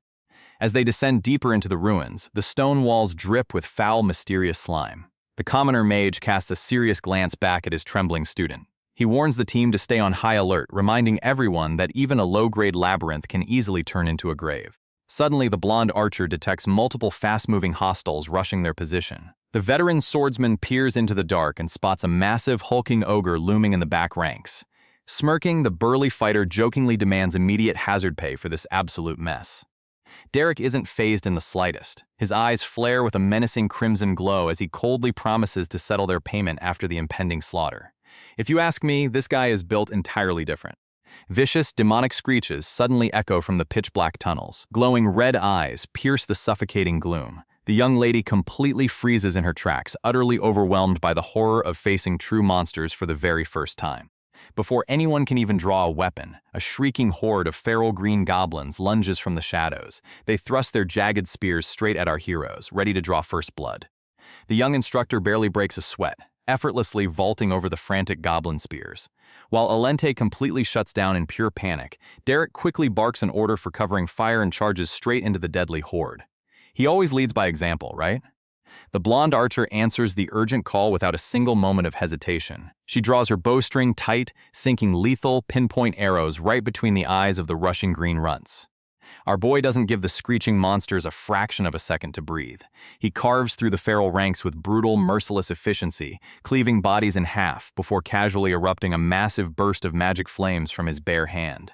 The narrow corridor instantly turns into a blazing meat grinder. Arrows continue to rain down through the suffocating smoke while the commoner mage systematically executes any surviving stragglers. Watching heads roll and dark blood splatter across the ancient stonework, the pampered heiress violently gasps for air. The grim, terrifying reality of actual combat finally shatters her perfectly sheltered worldview. But that is when everything changes. The true threat finally steps up to the plate as a massive, red-eyed ogre towers over their backline. The burly veteran just smirks, hefting his heavy broadsword and bluntly mocking the hulking beast about its bounty price. If he wasn't crazy, I'd say he's actually enjoying this mess. The enraged monster furiously brings its massive wooden club crashing down, entirely expecting an easy kill. Instead, the seasoned fighter fluidly sidesteps the heavy telegraphed swing. With one smooth, sweeping motion, he brutally guts the towering freak, spilling its insides across the dungeon floor. The merciless slaughter continues. The veteran fighter brutally bisects the towering ogre, showering the ancient stonework in dark blood. Meanwhile, Derek and the blonde archer systematically execute the remaining screeching goblins, burning and piercing them until the narrow corridor falls dead silent. Watching the brutal carnage unfold right in front of her, the pampered heiress freezes in place. The comforting illusion of her noble life instantly crumbles. The terrifying reality punches her straight in the chest. If she makes a single mistake down here, she will actually die. But there's zero time for a panic attack. Our boy spots a straggler breaking through the lines and urgently barks at his student to pull herself together. A feral green runt charges straight at the terrified girl, causing her to scramble backward in sheer terror. The young instructor coldly orders her to kill the beast herself. As the monster closes the distance, Alente's mind races. She already swallowed her pride and painfully admitted how immature and useless she used to be. Collapsing onto the cold dungeon floor, hot tears stream down her face. She furiously questions why her ridiculous inferiority complex still haunts her, right as the feral goblin leaps through the air for the final blow. Staring death in the face, she realizes she spent her entire sheltered life arrogantly tearing others down just to hide her own pathetic weakness. That cowardice ends today. The imminent threat of death finally forces her into a corner, utterly obliterating her mental block. Surging with newfound resolve, a blinding blue aura erupts from her hands. The desperate noble instantly manifests a massive glowing lance of condensed magical energy, ready to skewer her attacker. The feral runt lunges for the kill, entirely expecting an easy meal. But Alente isn't playing the victim anymore. With a desperate scream, she fiercely thrusts her glowing lance upward, brutally impaling the monster right through the chest before gracefully sticking the landing on the ancient stone. Derek silently watches the execution, his crimson eyes tracking her every move. The seasoned swordsman and the blonde archer stare in genuine surprise.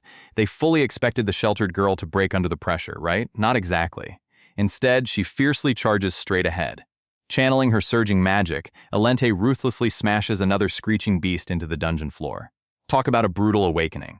Gasping for air, the heiress pushes her trembling body to the absolute limit. When the dust finally clears, the narrow corridor falls completely silent. Alente stands victorious amidst a gruesome pile of slaughtered monsters. The young instructor lowers his blade, clearly impressed by her survival. Meeting his intense gaze, the blood-spattered noble wipes her sweat and flashes a fiercely confident smile. She proudly declares that she has finally taken her first true step forward. Slumped against a cold brick wall, a battered and bleeding Derek reads a long overdue letter. It is from his old master. She apologizes for the complete radio silence, explaining she is entirely swamped teaching magic to the dangerously eager young lady of the Elbester estate. In the message, Katia Flameheart looks back on their grueling past with deep nostalgia. She boldly names the star instructor the absolute most talented mage she has ever met in her entire life. Sounds like a solid compliment, right? Except the high praise comes with a heavy tactical challenge.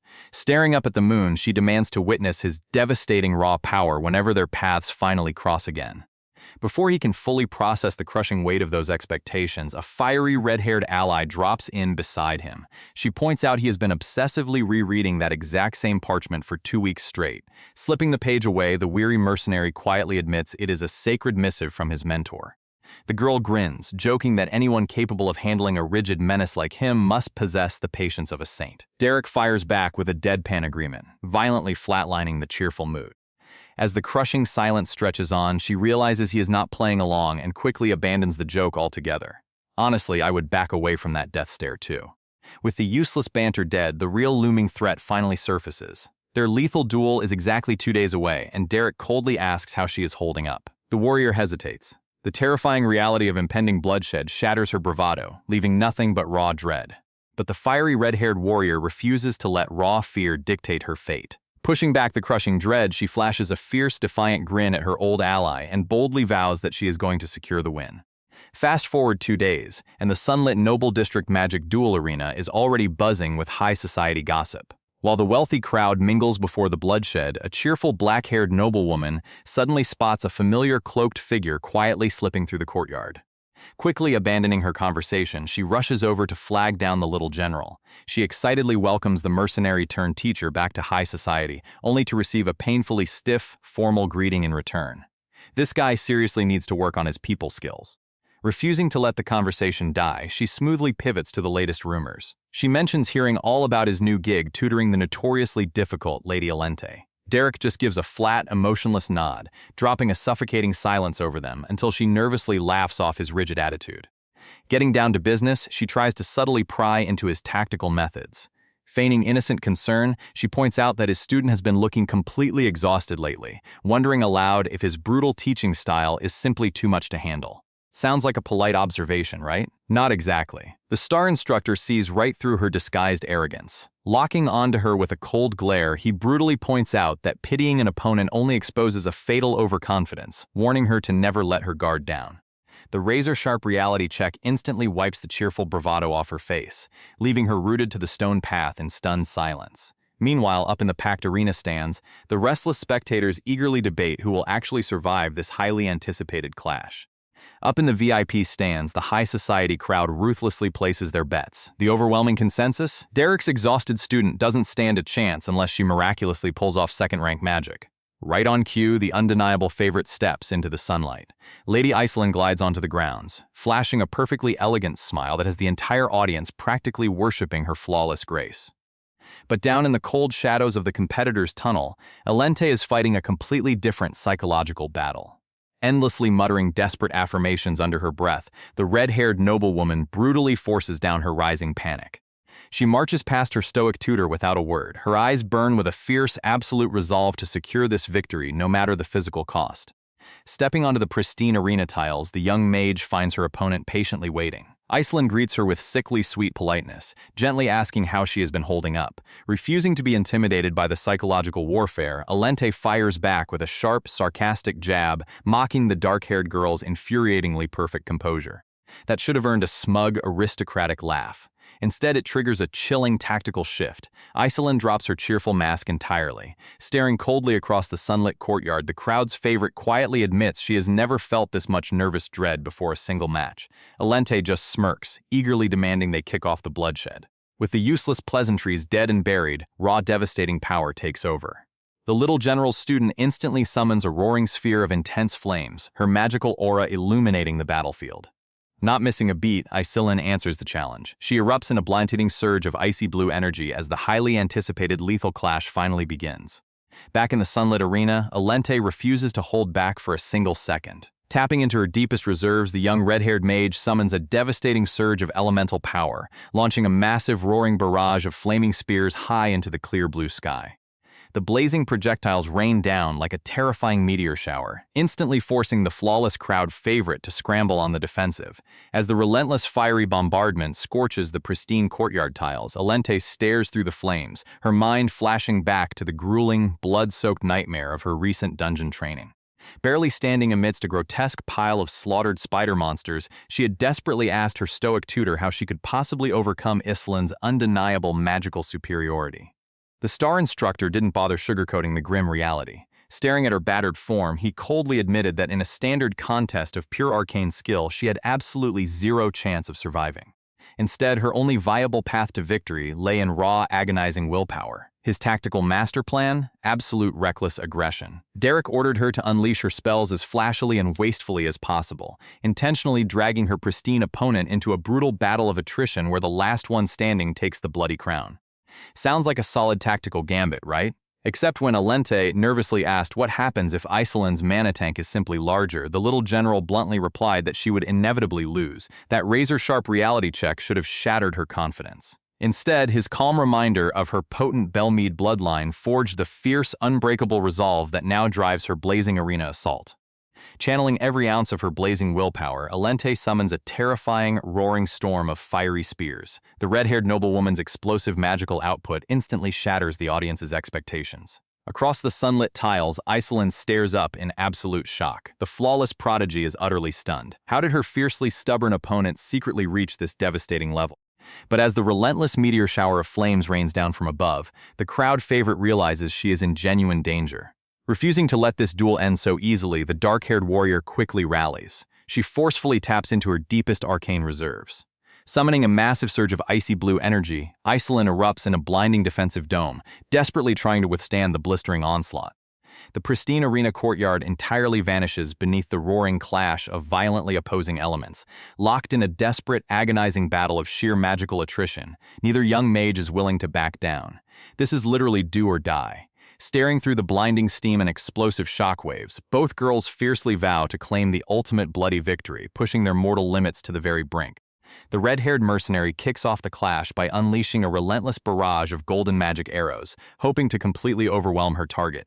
But Alente isn't some fragile noble anymore. She firmly stands her ground, projecting a massive blue barrier that effortlessly absorbs the devastating impact. The resulting explosion kicks up a massive dust cloud, leaving the spectators entirely stunned. Her mana capacity has absolutely skyrocketed, but raw power alone doesn't win a real fight. If she keeps pouring out defensive energy like this, I'd bet my entire wallet she passes out. The veteran mercenary immediately dashes through the fading smoke, looking for an angle to bypass the shield. Sounds simple, right? Not exactly. Alente sharply tracks the movement, instantly materializing a dense spear of arcane energy and firing a lethal counterattack straight at her opponent's chest. The redhead evades the projectile by a hair and recklessly charges forward with a glowing fist. Our little general braces herself, fully locking onto the incoming frontal assault. That should have solved the problem. Instead, it creates a fatal opening she never saw coming. The charging figure suddenly flickers into complete nothingness. It is nothing but a high-tier illusion. The real mercenary drops directly out of the sky, gripping a glowing energy blade aimed right at Alente's completely unprotected back. She has fallen perfectly into the deadly trap. See, this exact tactical sequence was meticulously predicted long before the fight even started. Back on the road, our boy Derek casually warned the headstrong fighter that any basic frontal assault against his newly reformed student would be instantly and hopelessly blocked. See, our boy Derek meticulously mapped out this exact trap long before the duel. He predicted a veteran would use a flashy decoy to control her line of sight, only to close the gap and strike with a point-blank ice spear. A normal fighter would panic, but his newly reformed student is built entirely differently. The redhead drops out of the sky like a meteor, viciously thrusting a massive blade of frost right at the noble's exposed blind spot. At this range, there is absolutely zero time for Alente to cast another defensive barrier. Instead of flinching, the little general instantly spins around and grabs the descending assassin by the wrist midair. She violently yanks her attacker down. She flawlessly uses the mercenary's own reckless momentum to slam her directly into the dirt. Before the stunned veteran can even process the physical counter, Alente channels a condensed orb of arcane energy right over her chest. She unleashes a massive shockwave that blows the redhead away in a spectacular blast of raw blue light. That is a crazy level of disrespect. The mercenary violently tears up the courtyard pavement as she slides backward, barely keeping her footing. She stares forward in sheer sweating disbelief. Alente gracefully touches down without a single scratch. Alente heavily glares through the dissipating smoke, letting out a shaky breath. That was a razor-thin margin. Derek's stern warning immediately echoes in her head. Never lower your guard, no matter how weak the enemy looks. She finally gets it. This veteran's deadly combat application is on a terrifyingly different level. The redhead slowly recovers her footing, wiping the sweat from her brow as she stares down her target. Our little general refuses to let up. She decides the best way to handle a tricky veteran is to completely overwhelm her with unyielding, raw firepower. Blue mana violently erupts across the courtyard pavement as Alente summons dozens of lethal ice spears simultaneously. The noble spectators watch the display in absolute awe. Casting this kind of wide-scale destruction without a single chant is practically unheard of. Up on a balcony pillar, Derek watches the massive magical formation take shape. His expression stays completely cold as he mutters a grim truth to himself. His headstrong student just hopelessly swallowed a fatal bait. See, the veteran mercenary might be impressed by the noble's massive mana pool, but raw power is useless if the timing is totally predictable. As Alente aggressively launches her frosty payload, the redhead discreetly hides her right hand out of sight.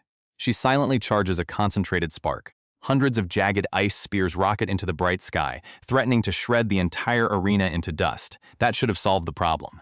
Instead, the veteran releases a single, perfectly timed fire arrow that aggressively curves upward.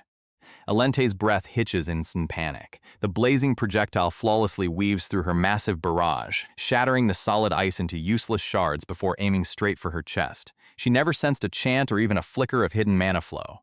Her deadly opponent has completely outplayed her. Alente's mind races as she finally connects the deadly dots. The tricky veteran actually hid a delayed fire arrow inside her very first golden barrage, meticulously waiting for the perfect blind spot to open up. With a razor-thin margin, the little general forcefully steps back, letting the blazing projectile crash harmlessly into the pavement. The redhead smiles, absolutely convinced she finally has her resilient target on the ropes. The spectating nobles murmur in total awe at the high-stakes exchange. Sounds simple, right? Not exactly. As the veteran stares down her stoic opponent, a chilling realization sets in. She still cannot predict Alente's next move. Alente quickly accepts a grim truth. She is being completely outplayed in both strategy and boldness. She absolutely refuses to play a losing game of tactical chess against a seasoned killer. Instead of falling into another trap, she boldly decides to rewrite the rules of this duel from the ground up.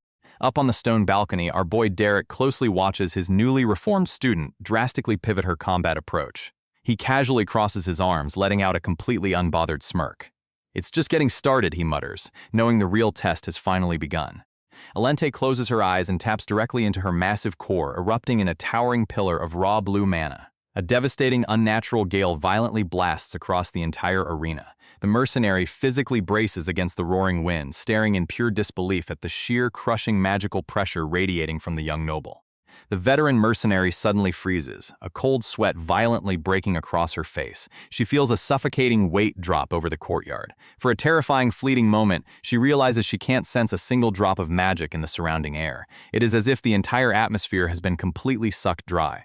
Up on the balcony, our boy Derek casually watches the impossible unfold. He instantly recognizes the sheer scale of mana alignment. It is a ridiculously rare, devastating phenomenon where an overwhelming surge of energy violently dictates the very laws of the environment. See, when a reckless caster forcefully pushes their magical core beyond its absolute breaking point, reality bends entirely to their will. The little general holds nothing back. She aggressively raises her glowing hand toward the sky, instantly manifesting an apocalyptic sphere of roaring flames. Simply put, his headstrong student just completely shattered her physical limits in the middle of a high-stakes duel. Sounds simple, right? Not exactly. She is now holding enough raw, destructive force to wipe out a small army. The seasoned killer can only stare up at the colossal second-rank fireball in sheer paralyzing dread, knowing her tricky illusions can't save her now, and that's where the story is currently at. Thanks so much for watching. If you enjoyed the recap, don't forget to leave a like and subscribe, because I'll be posting new chapters as soon as they come out. See you in the next one.